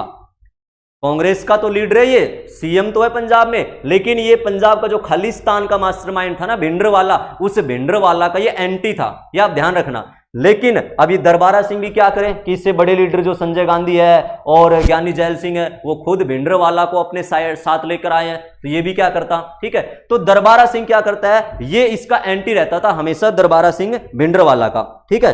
दरबारा सिंह जो है वो भिंडरवाला के खिलाफ थे, लेकिन संजय गांधी और ये ज्ञानी जैल सिंह है वो तो इस भिंडरवाला के उस समय साथ थे। लेकिन 1980 का जैसे दौर आया, तो उस समय एक गुरबचन सिंह नाम का व्यक्ति हुआ करता था भिंडरवाला ने। देखो अब भिंडरवाला कैसे कैसे अटैक करता है और फिर कैसे गोल्डन टेंपल में एंट्री करेगा। तो जो निरंकारी सिख लोग मानते थे 11वां गुरु व्यक्ति हो सकता है, 1978 में भिंडरवाला के समर्थकों ने इन निरंकारी सिख पर हमला बोल दिया, और इसके कुछ समय बाद जैसे ही पंजाब में दरबारा सिंह की सरकार आई और सेंटर में कांग्रेस की सरकार आई, तो इस भिंडरवाला ने क्या किया, निरंकारी सिख का एक मास्टरमाइंड था जिसका नाम था गुरबचन सिंह। निरंकारी सिख का मतलब एक मेन समर्थक। तो गुरबचन सिंह की हत्या ये भिंडरवाला 1980 में कर देता है। इससे प्रॉब्लम होने लगी कांग्रेस को, दरबारा सिंह को, कि जो भिंडरवाला को हम अपनी साइड में लेके आए थे ये तो हमसे ही और अत्यधिक पावर होता जा रहा है। ठीक है, ये गुरबचन सिंह नाम जो निरंकारी सिख था ना, एक ग्रुप है, उसका एक मेन मुखिया था गुरबचन सिंह। 1980 में गुरबचन सिंह को ही उड़ा देता है ये भिंडरवाला। समझ रहे हो? अब ये भिंडरवाला क्या क्या एक्शन लेता चलता है वो सारी चीजें मैं आपको बता रहा हूं। आप लोग इनको समझना अच्छी तरह, कुछ नहीं एक तरह से हार्ड है, सारी चीजें आप लोग आराम से क्लियर कर लोगे। ठीक है, तो मैंने आपसे क्या कहा, सन 1980 ईस्वी के अंदर निरंकारी जो लोग थे, निरंकारी सिख जो पंथ के लोग थे, उनका मानना था कि गुरु ग्रंथ साहिब ही क्यों रहे सिखों का 11वां गुरु, क्यों ना व्यक्ति को ही बना दिया जाए।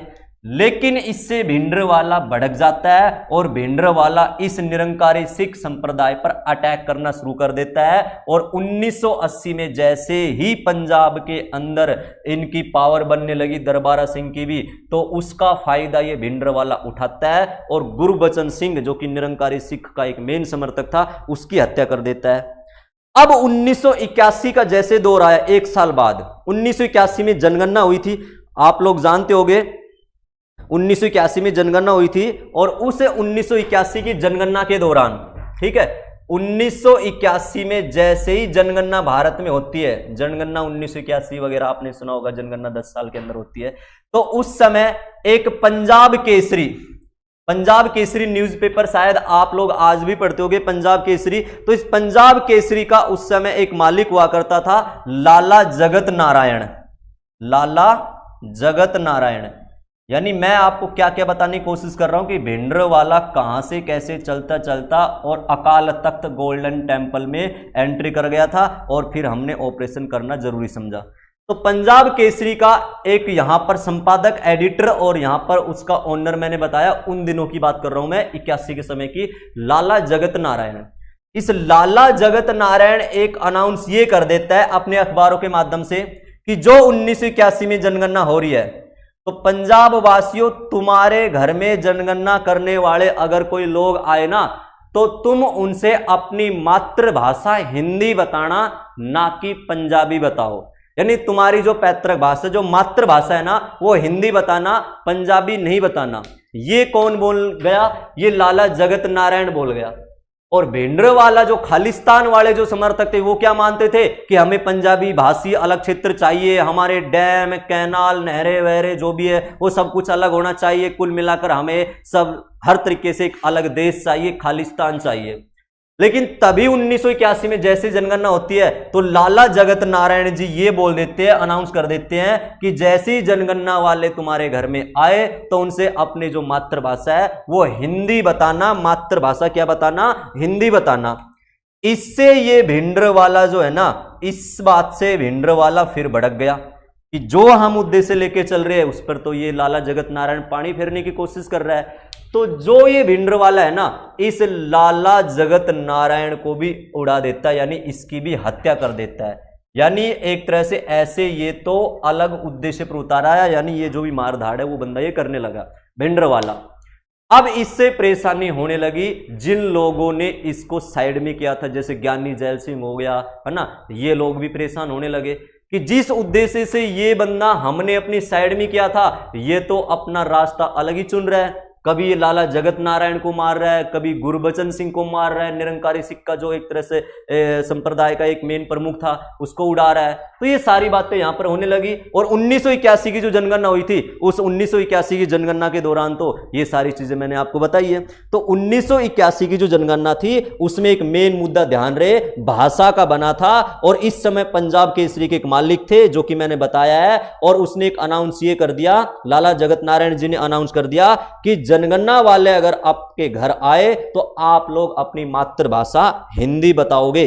इससे भिंडरवाला भड़क गया और भिंडरवाला ने लाला जगत नारायण की कर दी हत्या। लेकिन जब इसको गिरफ्तार किया गया तो कुछ दिन के अंदर अंदर ये बंदा यानी भिंडरवाला जेल से छूट के आ गया था। जगत नारायण की हत्या करने के बाद भी ये बंदा जेल में नहीं रहा हमेशा, इसको उस समय एक तरह से बाद में छोड़ दिया गया था और इससे भिंडरवाला और अधिक और ज्यादा पावर होने लगा। अब अकाली दल ने सोचा ये तो हम पर हावी होने लगा। अकाली दल भी कहीं ना कहीं इस समय परेशान होने लगे कि अकाली दल ने सोचा कि जो भिंडरवाला एक तरह से हमारे साथ रह करता कभी, अब ये भिंडरवाला ये हमसे ज्यादा पावर होता जा रहा है, ठीक है, हमसे आगे जाने की कोशिश कर रहा है। तो अकाली दल ने भिंडरवाला से पुनः हाथ मिला लिया। समझो मैं क्या कह रहा हूं, देखो कैसे कैसे क्या एक तरह से टाइम यहां पर चेंज हो रहा है। पहले अकाली दल और भिंडरवाला दोनों साथ थे, लेकिन जैसे ही सेंटर में जनता पार्टी आई, कांग्रेस की हार हुई, तो कांग्रेस ने क्या दिमाग खेला, भिंडरवाला को अपनी साइड में कर लिया, ठीक है, और अकाली दल को पंजाब में से कमजोर करने के लिए भिंडरवाला को मोहरा बनाया और अकाली दल पंजाब के अंदर चुनाव हारती भी है 1980 में। दरबारा सिंह नाम का बंदा कांग्रेस का सीएम बनता है 1980 में। लेकिन इसी दौर में भिंडरवाला इतना ज्यादा एक्शन लेने लगा, ये हत्या पे हत्या करने लगा। अब इससे कांग्रेस वाले भी परेशान और अकाली दल वाले भी परेशान। तो अकाली दल क्या करते हैं उस समय, इस भिंडरवाला ये हमसे ऊपर ना जाए तो अकाली दल इससे हाथ मिला लेते हैं और अकाली दल और भिंडरवाला ये एक साथ होकर अपने उस ऑटोनॉमी स्टेट की बाद में मांग करते हैं। भिंडरवाला का टारगेट था कि सिर्फ हमें देश चाहिए, लेकिन मैं बार बार कह रहा हूं अकाली दल का यह टारगेट नहीं था कि हमें देश चाहिए, उनका था कि सिर्फ हमें ऑटोनॉमी स्टेट दे दिया जाए। तो पुनः अकाली दल और भिंडरवाला एक साथ आ चुके हैं। आगे की कहानी क्या है अब वो देखना। यानी अब 1982 का दौर था, सन 1982 का दौर था और 1982 ईस्वी के अंदर पंजाब में अकाली दल प्लस भिंडरवाला ये दोनों एक साथ हैं और इन्होंने जो 1973 का आनंदपुर साहिब रेजुलेशन के अंदर जो मांग उठी थी और जो समय के अनुसार ये मांग दब गई थी ना, जो मैंने कुछ समय पहले बताया था, अब 1982 में उन मांग को पुनः उठाया गया कि हमें ये पावर पंजाब में दी जाए, चंडीगढ़ को कंप्लीट रूप से पंजाब का हिस्सा माना जाए, हरियाणा के कुछ पंजाबी भाषी इलाके हैं उनको पुनः पंजाब में मिलाया जाए, ठीक है। ये सारी बातें एक तरह से दोबारा उठने लगी। कुल मिलाकर आनंदपुर साहिब रेजुलेशन की मांग वो 1982 में इस भिंडरवाला के नेतृत्व में दोबारा एक तरह से उठने लगी। ये मैं आपसे बात कर रहा हूं, आप लोग शायद यहां पर समझ रहे होंगे, ठीक है। तो पंजाब से और यहां पर क्या क्या बातें होने लगी। और इस समय इन्होंने एक बात और ध्यान रखना, इस समय इन्होंने एक अनाउंस और कर दिया था। एक बात और मैं आपको बता दूं, जब 1982 में इन्होंने मांग उठाई ना, 1982 में इन्होंने आनंदपुर साहिब रेजुलेशन की मांग उठाई, जनरल भिंडरवाला ने और अकाली दल ने, ठीक है। तो उस समय इन्होंने एक अनाउंस ये और कर दिया कि या तो हमारी मांग को मान लो भाई, ठीक है। 1982 में इन्होंने एक अनाउंस और कर दिया कि या तो हमारी मांग को मान लो, 1973 रेजुलेशन की जो जो मांगे थी उनको या तो मान लो, अन्यथा हम लोग दिल्ली के अंदर आंदोलन करेंगे, हम दिल्ली में आंदोलन करेंगे इस पंजाब को ऑटोनॉमी स्टेट बनाने के लिए। अकाली दल का मानना यह था, लेकिन कहीं ना कहीं जनरल भिंडरवाला भी इनके साथ है और जनरल भिंडरवाला का तो सपना देश का ही था, मैं बार बार आपको बोल रहा हूं।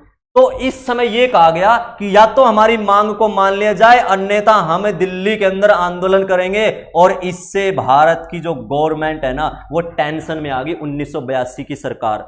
और प्रॉब्लम में इसलिए आ गई क्योंकि 1982 में अगर ये लोग दिल्ली में आ गए ना आंदोलन करने, ये इस समय दिल्ली में अगर आंदोलन करने आ गए तो इंटरनेशनल प्लेटफॉर्म पर, इंटरनेशनल अंतरराष्ट्रीय मंच पर हिंदुस्तान की छवि बहुत ही खराब हो जाएगी।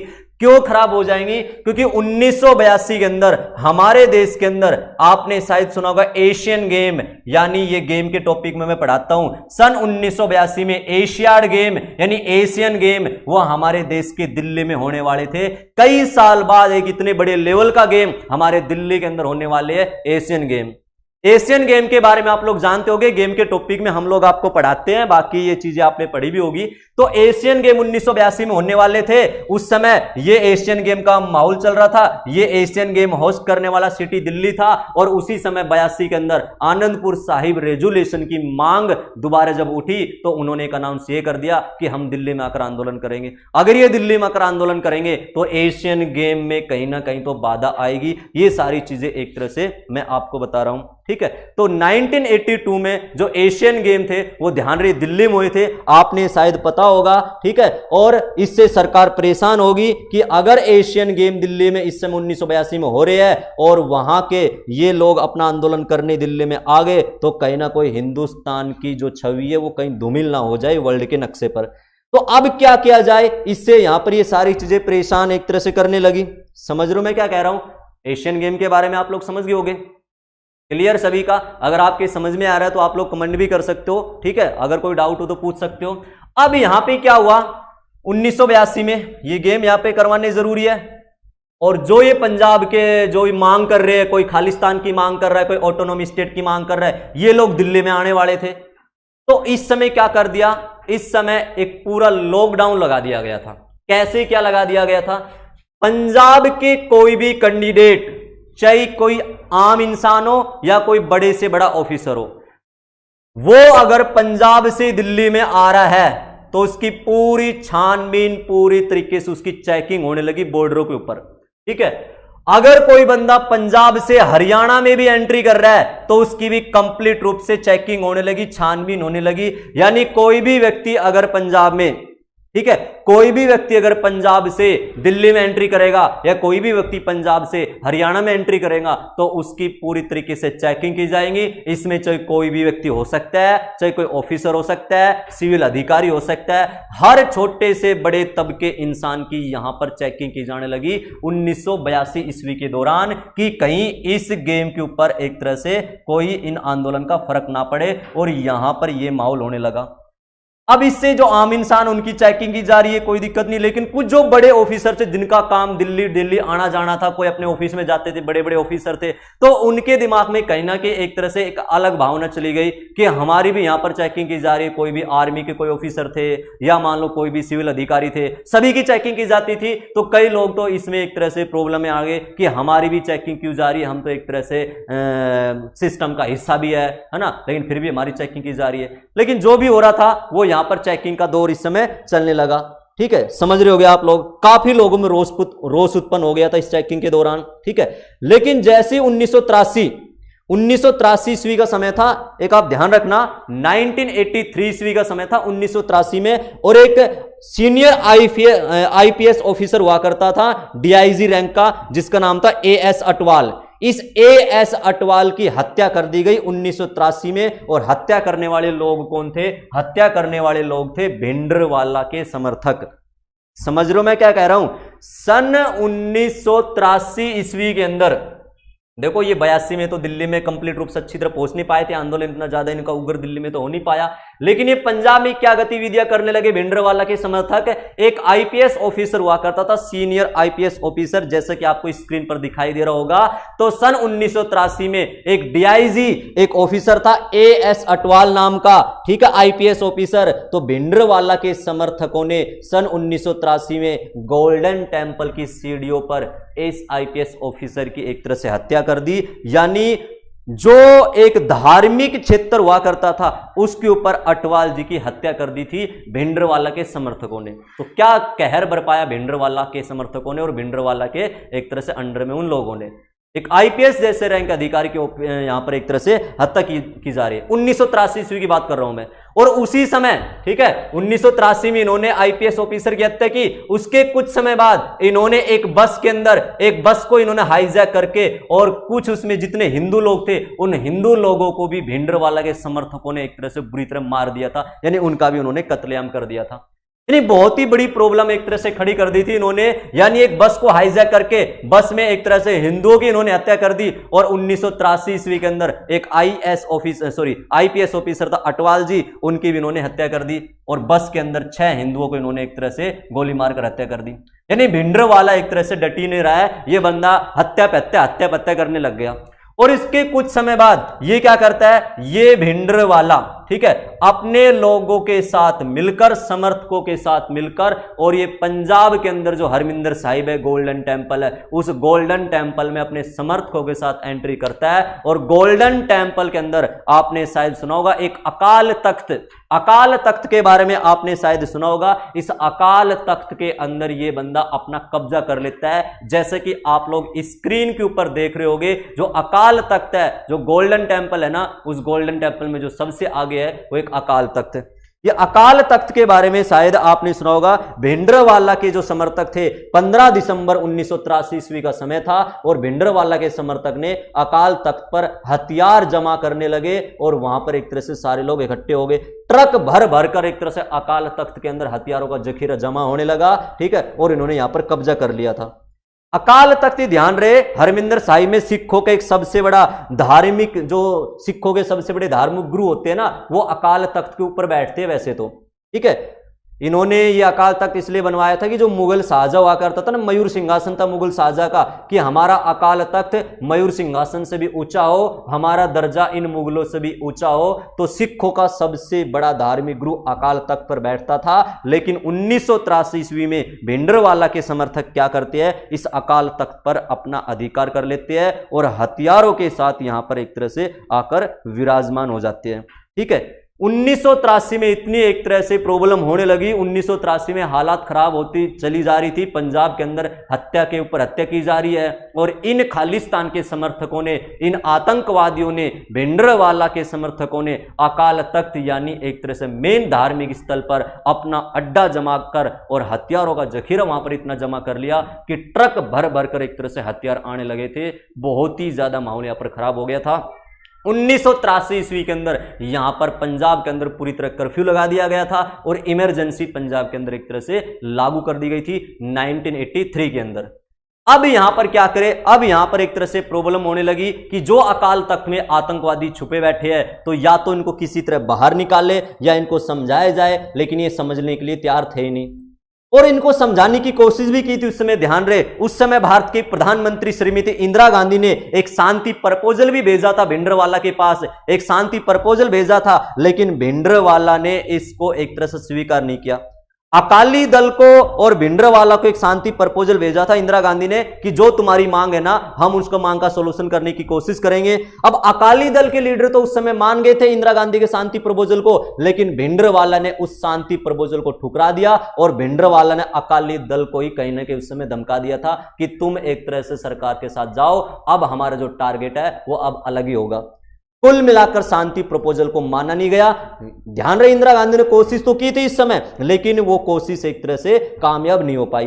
तो यहां पर सरकार ने एक्शन लेने की योजना बनाई कि अगर यहां पर अब एक्शन नहीं लिया गया तो ये भिंडरवाला कुछ ना कुछ और बड़ी प्रॉब्लम भारत में खड़ी कर सकता है, ठीक है। 1984 का समय था, 1983 में आपातकाल लागू कर दिया गया था पंजाब में, और 1984 में वो ही समय आता है ऑपरेशन ब्लू स्टार का, जो आपने खूब अच्छी तरह पढ़ा होगा 1984। 1984 के अंदर पंजाब के अंदर, पूरे पंजाब में 1 जून सन 1984 को 1 जून का समय था, और 1984 को पूरे पंजाब में कर्फ्यू लगा दिया गया, फोन लाइन को कट कर दिया गया था, ठीक है, बिल्कुल बिल्कुल एक तरह से यहां पर लॉकडाउन कर दिया गया था पूरे पंजाब के अंदर। और सरकार ने एक एक्शन लिया, आर्मी को रेडी किया, पैरामिलिट्री फोर्सेस को रेडी किया, और पंजाब पुलिस को इस समय रेडी किया, और जो भिंडरवाला के समर्थक इस गोल्डन टेंपल के अकाल तख्त के अंदर छुपे बैठे हैं ना, इस अकाल तख्त से यहां से इनको निकालना, ठीक है। ये सारी बातें हो रही थी, समझ रहे हो मैं क्या कह रहा हूं। यानी शांति प्रपोजल भेजा गया, सरकार ने कोशिश की थी मनाने की, लेकिन सरकार ने उनकी एक तरह से बात को नहीं माना, उनकी बात को ठुकरा दिया। कहना कि अकाली दल ने तो एक तरह शांति प्रपोजल को स्वीकार कर लिया था, लेकिन भिंडरवाला इस बात को मानने के लिए तैयार नहीं था। वो तो हथियारों का जखीरा अकाल तख्त में जमा करने लग गया था, और सैकड़ों की संख्या में उसके समर्थक अकाल तख्त यानी धार्मिक स्थल पर हथियारों के साथ विराजमान होकर बैठ गए थे। तो सरकार ने कहने की एक्शन लेने की यहां पर योजना बनाई, और उस समय इंडियन आर्मी, भारत की पैरामिलिट्री फोर्सेस और पंजाब पुलिस को शामिल किया गया, और भिंडरवाला के जो समर्थक है उसको और भिंडरवाला को यहां से निकालना था। या तो इनको वहां से निकाला जाए या उनको वहां पर एक तरह से मार दिया जाए।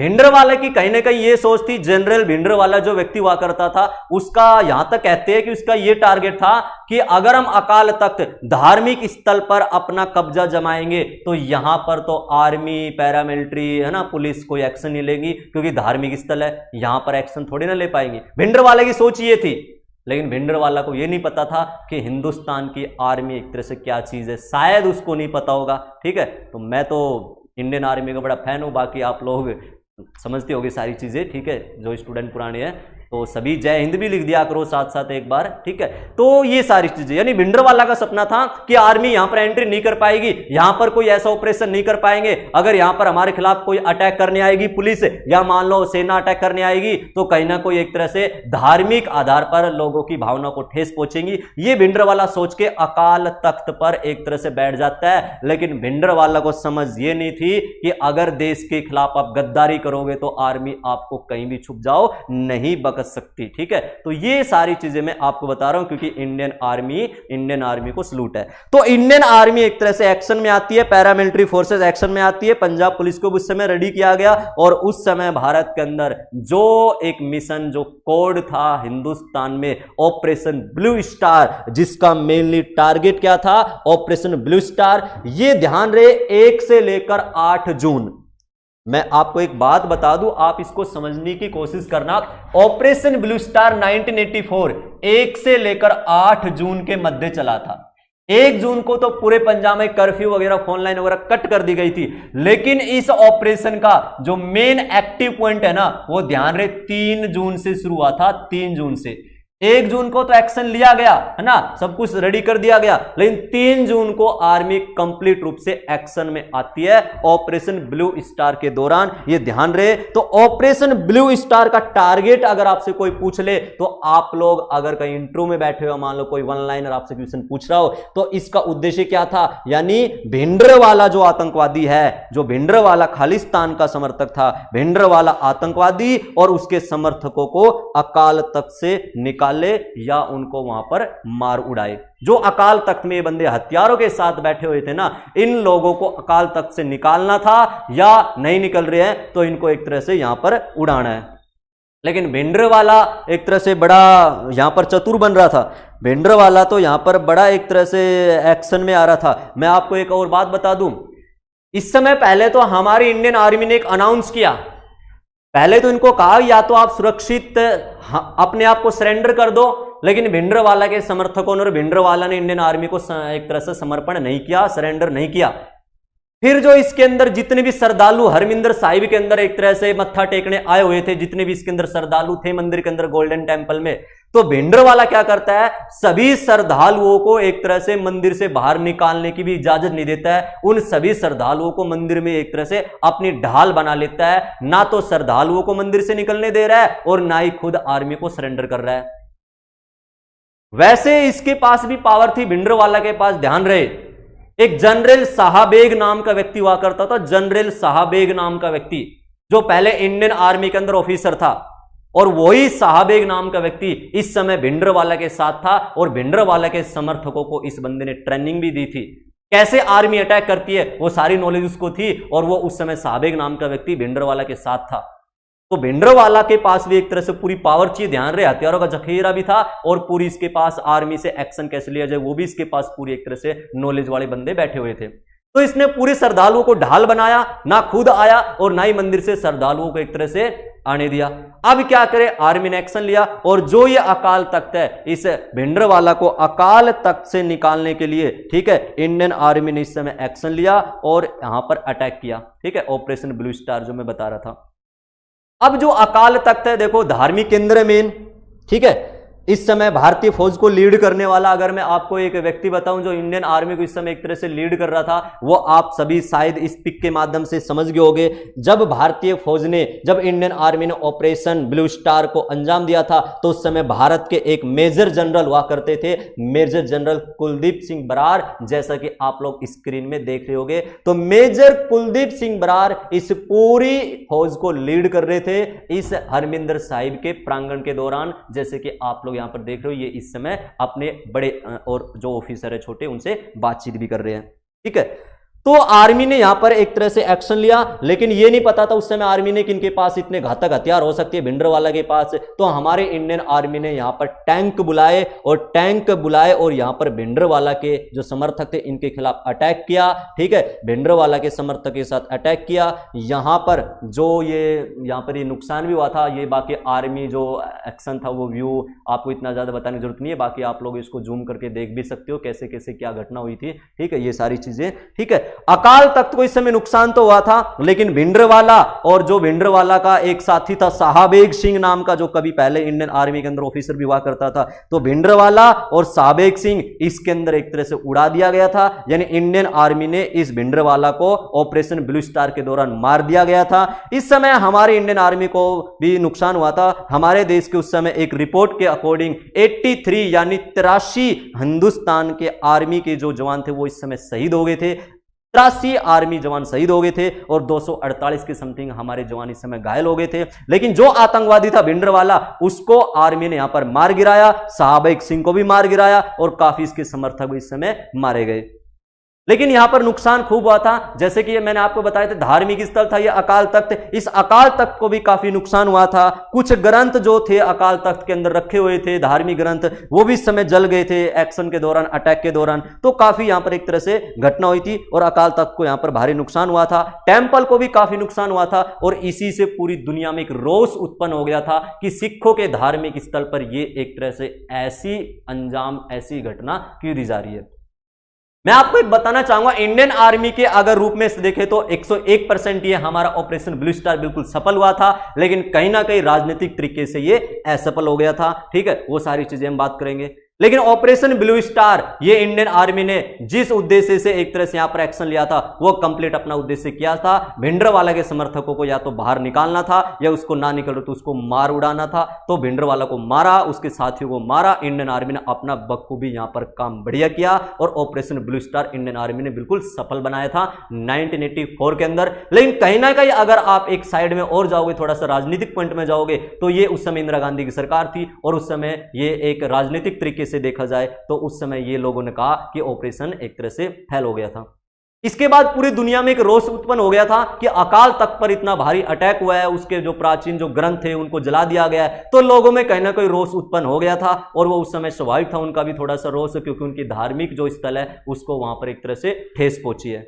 तो इससे पूरे जो सिख धर्म के जो उस समय लोग थे कुछ ना कुछ एक तरह से यहां पर ये ऐसी भी प्रॉब्लम होने लगी और आपने देखा होगा। अब इसका जो ये ऑपरेशन ब्लू स्टार हुआ था, इसके जो ऑपरेशन के फॉल आउट क्या थे, यानी क्या घटना इसके बाद हुई थी, वो सारी चीजें आपने शायद अगर सुना हो तो। जैसे कि मैंने देखा था राजनीतिक तरीके से थोड़ा सा ये एक तरह से माइनस हुआ था। यानी इसके कुछ दिन बाद ऑपरेशन ब्लू स्टार कब से कब तक चला था? 8 जून तक, ये आपको पता है ना। लेकिन अक्टूबर का समय आपने सुना होगा 1984 में 31 अक्टूबर सन 84, 31 अक्टूबर 1984 को श्रीमती इंदिरा गांधी जो कि उस समय देश की प्रधानमंत्री थी, उसी के गार्ड ने, जो कि सिख लोग थे वो भी उन्हीं के गार्ड ने, इंदिरा गांधी के गार्ड ने उनको गोली से उड़ा दिया था। और उस समय 31 अक्टूबर 1984 को भारत की पहली महिला प्रधानमंत्री का देहांत भी हो गया था पद पर रहते हुए। तो एक तो जो उसका फॉल आउट था, एक तो मैंने आपको बताया 1984 में देश की प्रधानमंत्री इंदिरा गांधी को जो उसके गार्ड थे उन्होंने उसको उड़ा दिया गया था, काफी रोष था सिखों में उस समय। दूसरा, एक कनाडा में आपने शायद सुना होगा मॉन्ट्रियल नामक एक जगह है कनाडा के अंदर। ठीक है, मॉन्ट्रियल, ठीक है, कनाडा के अंदर एक मॉन्ट्रियल नामक जगह है। तो मॉन्ट्रियल से दिल्ली एक जहाज हुआ करता था, एरोप्लेन हुआ करता था, कनिष्क नाम का जहाज। तो वो हिंदू यात्रियों को लेकर कनाडा के मॉन्ट्रियल से 1984 में दिल्ली आ रहा था। उसमें काफी संख्या हिंदू लोगों की थी। तो उस समय इस पूरे के पूरे जहाज को उड़ा दिया गया था और काफी लोग इस जहाज के अंदर मारे गए। तो देखो जो ये ऑपरेशन हुआ था, ऑपरेशन ब्लू स्टार, इसके बाद काफी एक तरह से घटना हुई थी। मैं क्या कह रहा हूं, इस ऑपरेशन के बाद 31 अक्टूबर 1984 को इंदिरा गांधी की हत्या कर दी गई थी और एक कनिष्क नाम का फ्लाइट हुआ करता था, कनिष्क नाम का फ्लाइट। तो 1985 में, यानी इस ऑपरेशन के कुछ दिन बाद ही सन 1985 में इस पूरे कनिष्क नाम के एरोप्लेन को बम से उड़ा दिया गया था, जिसमें 329 हिंदू लोग मारे गए थे। जो ये एरोप्लेन है ये इंडिया आ रहा था, कनाडा से, मॉन्ट्रियल जगह है कनाडा में, तो मॉन्ट्रियल से दिल्ली आ रहा था और इस एरोप्लेन को बम से उड़ा दिया गया था। समझ जाओगे। इसके कुछ समय बाद और ऑपरेशन के फॉल आउट अगर मैं आपको बताऊं तो एक जनरल हुआ करता था एएस वेद्या नाम का, मैं आपको बता दूं एएस वेद्या, एएस वेद्या, ये पता कौन है? जब 1984 में हमने ऑपरेशन ब्लू स्टार को यह अंजाम दिया था, ऑपरेशन ब्लू स्टार ये सफल हुआ था ना, तो उस समय भारत के आर्मी जो चीफ है, जनरल आर्मी के आर्मी जो प्रमुख थे वो थे एएस वेद्या। तो 1984 में जब ऑपरेशन ब्लू स्टार हुआ था तो इस ऑपरेशन ब्लू स्टार के समय हमारे आर्मी के जनरल हुआ करते थे जिसका नाम था एएस वेद्या, और इस एएस वेद्या जी की भी 1986 में हत्या कर दी जाती है। ठीक है, तो देखो ऑपरेशन ब्लू स्टार के बाद क्या क्या घटना हो रही है। इंदिरा गांधी का उस समय एक तरह से डेथ हो गया था। जिस समय ऑपरेशन चलाया गया तो उस समय इंडियन आर्मी के चीफ हुआ करते थे एएस वेद्या। तो एएस वेद्या सन 1986 में एएस वेद्या की हत्या कर दी गई। 1985 में 329 लोग एक एरोप्लेन में जो आ रहे थे कनाडा से इंडिया, उस एरोप्लेन को उड़ा दिया गया था और उसमें हमारे देश के काफी लोग उस समय मारे गए थे। तो ये सारे फॉल आउट इसके बाद हुए थे। ये चीजें मैं आपको बता रहा हूं, समझ जाओगे, क्लियर। तो ये सारी घटना हो रही थी। अब इंदिरा गांधी की डेथ जैसी हुई तो इसके बाद भारत में आपने सुना होगा ये एक मेन घटना और हो गई थी। भारत में जो सिख दंगे है वो उस समय सिख दंगे भी हो गए थे। ठीक है, सिख दंगे आपने शायद सुना होगा 1984 के दौरान, बाकी इसके ऊपर काफी फिल्म भी है। ठीक है, जिसमें लगभग 3000 सिख मारे गए थे।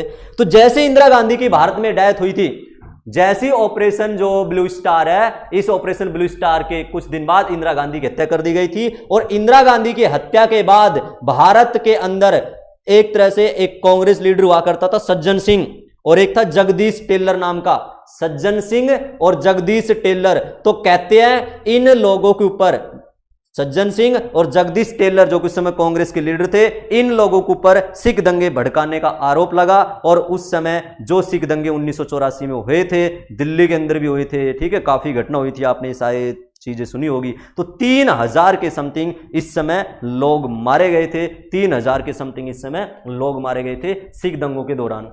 तो सिख दंगे भड़काने के जो आरोप है इंदिरा गांधी की डेथ के बाद, तो कुछ कांग्रेस के 2 लीडर थे जिनके नाम मैंने आपको बताए थे, वो एक तरह से इसके अंदर आरोप में साबित पाए गए थे वो, तो उनके ऊपर भी एक तरह से एक्शन लिया गया। तो इस समय राजीव गांधी से पूछा था कि देश में सिख दंगे हो रहे, तुम क्या बोल नहीं रहे? तो राजीव गांधी ने उस समय एक ऐसा आरोपित बयान दिया था कि जब कोई बड़ा पेड़ गिरता है ना तो उस समय धरती कांपती है।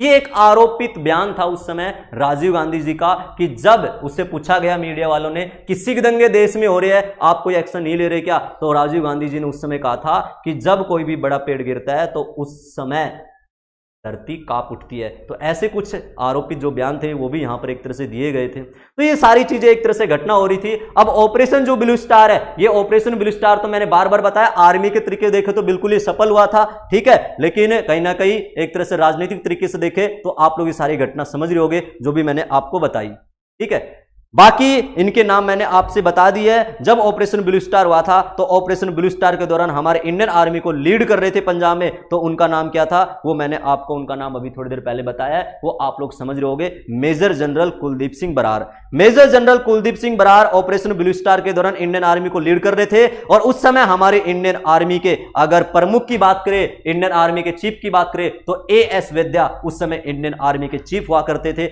ये आप लोग समझ सकते हो। ठीक है, लेकिन ये सारी घटना तो होगी थी, बट फिर भी कुछ ऐसे समर्थक हुआ करते थे जो अब भी, कुछ ऐसे समर्थक थे खालिस्तान के जो अब भी गोल्डन टेंपल में छुपे बैठे थे या पंजाब में अपनी गतिविधियों का अंजाम दे रहे थे। ऐसी सारी घटना हो रही थी। मतलब कंप्लीट तरीके से खालिस्तान के समर्थकों का भी सफाया हुआ नहीं था।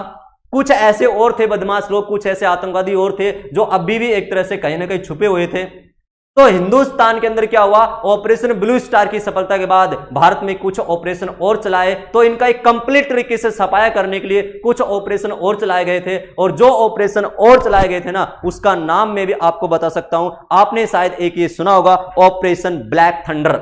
एग्जाम में ऑपरेशन के क्वेश्चन काफी बार आते हैं, ध्यान रहे। ऑपरेशन ब्लैक थंडर की अगर मैं बात करूं तो जो कुछ खालिस्तान जो समर्थक थे, जो बचे कुचे और जो कुछ लोग बच गए थे ना, तो उन बचे कुचे खालिस्तान समर्थकों को पकड़ने के लिए हमारे देश में एक ऑपरेशन और चला था जिसका नाम रखा गया था ऑपरेशन ब्लैक थंडर। ये ऑपरेशन ब्लैक थंडर ध्यान रहे 2 चरणों में चलाया गया था। ऑपरेशन ब्लैक थंडर भारत में 2 चरणों में चलाया गया था। पहला जो इसका चरण था वो 30 मई 1986, 30 मई 1986 में ऑपरेशन ब्लैक थंडर का पहला चरण था और ऑपरेशन ब्लैक थंडर का दूसरा जो चरण है वो 9 मई 1988 यानी 1988 में चलाया गया था। जो इसका टारगेट ऑपरेशन ब्लैक थंडर का है वो मैं आपको बार बार बता रहा हूं। जो कुछ खालिस्तान समर्थक पकड़े नहीं गए थे या जो मारे नहीं गए थे ब्लू स्टार के दौरान, तो उन लोगों को पकड़ना और उनको भी साइड में करना, उन लोगों को पकड़ना और उनको भी साइड में करना, ये इस एक तरह से ऑपरेशन ब्लैक थंडर का मेनली कार्य था। और ये जो ऑपरेशन है ऑपरेशन ब्लैक थंडर, ये एक आईपीएस ऑफिसर हुआ करता था, केपीएस गिल, कंवरपाल सिंह गिल, केपीएस गिल। ध्यान रहे ऑपरेशन ब्लैक थंडर एग्जाम में क्वेश्चन, ये नॉलेज के लिए याद करना और एग्जाम के लिए भी याद करना। ऑपरेशन ब्लैक थंडर, तो जो कुछ खालिस्तान के समर्थक बचे हुए थे उनको भी पकड़ पकड़ कर एक तरह से साइड में करना। ऑपरेशन ब्लैक थंडर 2 चरणों में चलाया गया था, वो मैंने आपको बात की है। ऑपरेशन ब्लैक थंडर, इस ऑपरेशन ब्लैक थंडर के अंदर ध्यान रहे हमारे देश में जो एनएसजी है, एनएसजी नेशनल सिक्योरिटी गार्ड, इसको भी यहां पर इन्वॉल्व किया गया था। एनएसजी के बारे में आप लोग शायद अच्छी तरह जानते होंगे। तो जो ऑपरेशन ब्लैक थंडर है इसमें एनएसजी को भी शामिल किया गया था, national security guard NSG. Operation black thunder किसके नेतृत्व में चलाया गया था? एक आईपीएस ऑफिसर हुआ करता था, केपीएस गिल, कंवरपाल सिंह गिल, केपीएस गिल। आपने इनका नाम एक तरह से खूब सुना होगा। केपीएस गिल के बारे में एक मेन जाने पहचाने आईपीएस सीनियर ऑफिसर हुआ करते थे, केपीएस गिल। तो केपीएस गिल के नेतृत्व में ऑपरेशन ब्लैक थंडर चलाया गया था। केपीएस गिल, इनका 2017 में केपीएस गिल का वैसे देहांत हो चुका है, स्वर्गवास हो गया केपीएस गिल का। ये उस समय आईपीएस ऑफिसर थे सॉरी, और इसके नेतृत्व में ऑपरेशन ब्लैक थंडर चलाया गया था। और ऑपरेशन जो ब्लैक थंडर है, इस ऑपरेशन ब्लैक थंडर के दौरान मैं आपको बार बार बोल रहा हूं, एनएसजी जो होता है ना भारत में नेशनल सिक्योरिटी गार्ड, एनएसजी को यहां पर इन्वॉल्व किया गया था। एनएसजी के 300 कमांडो ऑपरेशन ब्लैक थंडर में शामिल हुए थे, लगभग 300 कमांडो। ध्यान रहे एनएसजी जानते होंगे, जो ऑपरेशन ब्लू स्टार के दौरान एक तरह से ये स्थापित किया गया था। 15 अक्टूबर सन 1984 को एनएसजी, जो आप जानते होंगे एनएसजी का गठन 15 अक्टूबर 1984 को किया गया था। वर्तमान में इसके डायरेक्टर जनरल की अगर मैं बात करूं तो अनूप कुमार सिंह वर्तमान में इसके डायरेक्टर जनरल है, अनूप कुमार सिंह। तो एनएसजी का गठन तो ध्यान रहे 1984 में, और अनूप कुमार सिंह इसके वर्तमान में डीजी है, डायरेक्टर जनरल है। और एनएसजी 1984 में जो बना था ऑपरेशन ब्लैक थंडर में, पंजाब के अंदर एनएसजी के लगभग 300 कमांडो थे। उन 300 कमांडो को इस ऑपरेशन के अंदर इन्वॉल्व किया गया था। और यह operation black thunder KPS Gill, IPS senior officer KPS Gill के नेतृत्व में हुआ था। और केपीएस गिल आज हमारे बीच में नहीं है वैसे, क्योंकि 2017 में इनका देहांत हो चुका है। ये सारा यहां पर सफाया किया गया, जो भी कुछ खालिस्तान समर्थक बचे हुए थे। लेकिन उसी समय खबर ये भी फैलने लगी, देखो कैसे कैसे सारी चीजें चल रही है वो आप लोग समझने की कोशिश करना। एक खबर ये आने लगी कि जो पाकिस्तान की खुफिया एजेंसी है, जो पाकिस्तान की खुफिया एजेंसी है आईएसआई, इंटर सर्विसेज इंटेलिजेंस के बारे में जानते होंगे, जो ज्यादातर आतंकवादियों को पनाही देती है। ये मैं बात बोल सकता हूं, कोई पाकिस्तानी यहां पर प्रेमी होगा नहीं वैसे, ठीक है, और होगा तो भी कोई दिक्कत नहीं है मुझे, क्योंकि जो चीज है रियल वही चीज मैं बता रहा हूं, आंकड़े के तहत प्रमाणित पॉइंट, यहां पर एक तरह से कोई मनगढ़ंत पॉइंट नहीं है। सारी चीजें फैक्चुअल तरीके से पूरे एक तरह से नॉलेज के अकॉर्डिंग यहां पर बताई जाएंगी। कोई भी किसी को डाउट हो तो उसके प्रमाण आपको यहां पर मिल सकती है, नो प्रॉब्लम। तो मैं बात कर रहा था आईएसआई, जो पाकिस्तान की खुफिया एजेंसी है। तो यहां पर एक खबर ये आने लगी कि जो पाकिस्तान की खुफिया एजेंसी है ना, वो हमारे हिंदुस्तान के अंदर एक ये गुप्त तरीके से काम करने लग रही है कि जो खालिस्तान के समर्थक है, इनके जो मास्टरमाइंड थे खालिस्तान के, जैसे कि भिंडरवाला वगैरह हो गया, ये तो सारे उड़ चुके हैं, ये तो मार दिए गए हैं। लेकिन कुछ लोग ऐसे एक तरह से छुटंकी वगैरह जो बचे हुए थे थोड़े बहुत, अब उनको कैसे एक तरह से गाइड किया जाए, उनको कैसे पनाह दिया जाए, कैसे उनको टारगेट किया जाए, वो उनके पास कोई संसाधन उस समय था नहीं। तो यहां पर ये पाकिस्तान की जो आईएसआई नाम की एजेंसी थी ना, ये पाकिस्तान की आईएसआई एजेंसी हिंदुस्तान के अंदर खालिस्तान मूवमेंट को एक तरह से आगे ले जाने के लिए हिंदुस्तान के लोगों का सहारा लेती है। कुछ ऐसे एक तरह से लोगों को अपने साइड में करती है जो हिंदुस्तान में दंगे भड़काने के लिए एक तरह से तैयार करने लगी। आईएसआई, ध्यान रहे पाकिस्तान की खुफिया एजेंसी आईएसआई क्या करने लगी, खबरें आने लगी कि खालिस्तान मूवमेंट जो सफाया होता आ रहा है उसको और अत्यधिक आंच देने के लिए, भारत में अशांति पैदा करने के लिए, पंजाब का माहौल बिगाड़ने के लिए आईएसआई खालिस्तान समर्थकों को ट्रेनिंग देने लगी, ऐसी खबरें आने लगी। तो अब इस समय भारत में क्या हुआ, तो अब इसका भी एक तरह से कोई ना कोई इलाज करना पड़ेगा। ये पाकिस्तान भी यहां पर बदतमीजी करने लग गया, तो भारत के अंदर एक ऑपरेशन और चला जिसका नाम रखा गया था, सारी चीजें आप लोग समझना, इसका नाम रखा गया था ऑपरेशन वुडरोज। समझना इस चीज को आप लोग, ऑपरेशन वुडरोज। ये ऑपरेशन वुडरोज क्या था, इस ऑपरेशन वुडरोज के तहत भारत में जो संदेह के आधार पर लोग पकड़े गए ना, इसमें काफी ऐसे लोग पकड़े गए थे संदेह के आधार पर जो आईएसआई से ट्रेनिंग ले रहे थे और पंजाब का माहौल खराब करने की योजना बना रहे थे टाइम टाइम पर। तो ऑपरेशन वुडरोज आप लोग समझ रहे होंगे, थंडरबोल्ट के बाद ये ऑपरेशन वुडरोज भी चला था। वैसे तो 1984 से एक तरह से शुरू हो गया था कि कभी जो हमारा पड़ोसी देश है वो भी इसके अंदर इन्वॉल्व तो नहीं है, कोई गड़बड़ तो नहीं कर रहा है। तो ऑपरेशन वुडरोज वैसे 1984 से और 1992 तक ये ऑपरेशन वुडरोज चला था और इस ऑपरेशन वुडरोज के दौरान काफी लोगों को संदेह के आधार पर गिरफ्तार भी किया गया था। ऑपरेशन वुडरोज के दौरान काफी ऐसे लोग थे जिनको संदेह के आधार पर गिरफ्तार किया गया था। ऑपरेशन वुडरोज हमने क्यों चलाया था, वही अभी थोड़ी देर पहले मैंने आपको बात बताई है कि कुछ समय बाद एक ऐसी खबर आई कि जो पाकिस्तान की आईएसआई एजेंसी है ना, वो कहीं ना कहीं खालिस्तान मूवमेंट को सपोर्ट कर रही है, और जो ये आईएसआई मूवमेंट को सपोर्ट कर रही है तो किसी ना किसी तरह इसका इलाज किया जाए। जो आईएसआई इन समर्थकों को ट्रेनिंग दे रही थी, तो इसका इलाज करने के लिए ऑपरेशन वुडरोज चलाया गया भारत में। 1984 से 1992 के मध्य एक ऑपरेशन वुडरोज चला और इसके दौरान काफी लोगों को संदेह के आधार पर अरेस्ट किया गया, संदेह के आधार पर इसमें अरेस्ट किया गया। और यहां पर एक कुछ ऐसे बुद्धिजीवी आने लगे जो एक ये मांग करने लगे कि यहां पर मानव अधिकारों का हनन हो रहा है वगैरह वगैरह, कई लोग ऐसे सामने भी आ जाते हैं। लेकिन ये ऑपरेशन वुडरोज भी सक्सेस हो गया था और यहां पर एक तरह से 1992 आते आते 1992 आते आते जो पंजाब है उसकी हालात एक तरह से यहां पर सही होने लगी, यानी जो अशांति माहौल यहां पर एक तरह चल रहा था वो सारी चीजें यहां पर क्लियर होती गई। तो ये सारी चीजें चल रही थी। 1992 के अंदर एक पंजाब के अंदर एक सीएम बने थे, आपने शायद नाम सुना होगा। 1992 में पंजाब के एक सीएम बने थे बयान सिंह नाम का व्यक्ति, 1992 के अंदर। लेकिन 1992 जो बयान सिंह सीएम बने थे उस समय पंजाब के अंदर, सन 1995 में इस बयान सिंह की भी हत्या कर दी गई थी।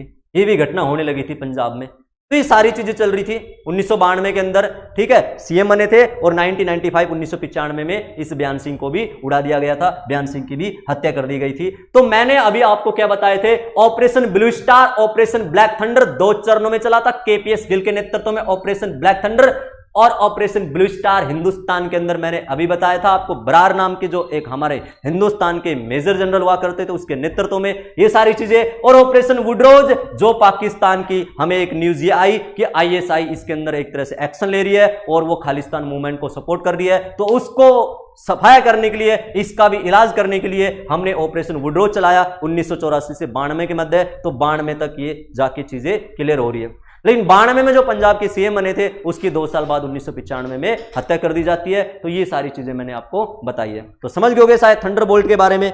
आज के अगर हम पंजाब की बात करें तो आज आप लोग देख रहे होंगे पंजाब आज हिंदुस्तान का पर्टिकुलर एक स्टेट है, कोई ज्यादा ऐसी प्रॉब्लम नहीं है, बिल्कुल शांत माहौल है, ठीक है, बढ़िया स्टेट है हिंदुस्तान के अंदर पंजाब। और भारत के अंदर जो हरमिंदर साहिब है, गोल्डन टेंपल है, दुनिया में विश्वविख्यात है, धार्मिक एक केंद्र है, अच्छे एक तरह से क्षेत्र है। बाकी आप लोग गए होंगे गोल्डन टेंपल में, बहुत ही एक तरह से सुंदर इलाका है, ठीक है, आप लोग वहां पर जाना, सब कुछ शांति माहौल है, कोई ऐसी दिक्कत नहीं है। तो जो इतिहास में ऐसी कुछ घटना हुई थी उसके बारे में मैंने आज के सेशन में आपके सामने डिस्कस किया। आशा करता हूं ये टॉपिक आपको बहुत ही पसंद आया होगा। बाकी कोई भी आपको डाउट हो तो आप लोग वहां पर कमेंट कर देना, आपको इसका नॉलेज मिल जाएगा। तो operation blue star, operation black thunder and operation woodrose, इनके बारे में आज हमने बात की है और कुछ इनका बैकग्राउंड हमने समझा था। हमने थोड़ा सा सिख धर्म के बारे में बात की थी जो कि इतिहास में हम लोग बाद में भी पढ़ेंगे।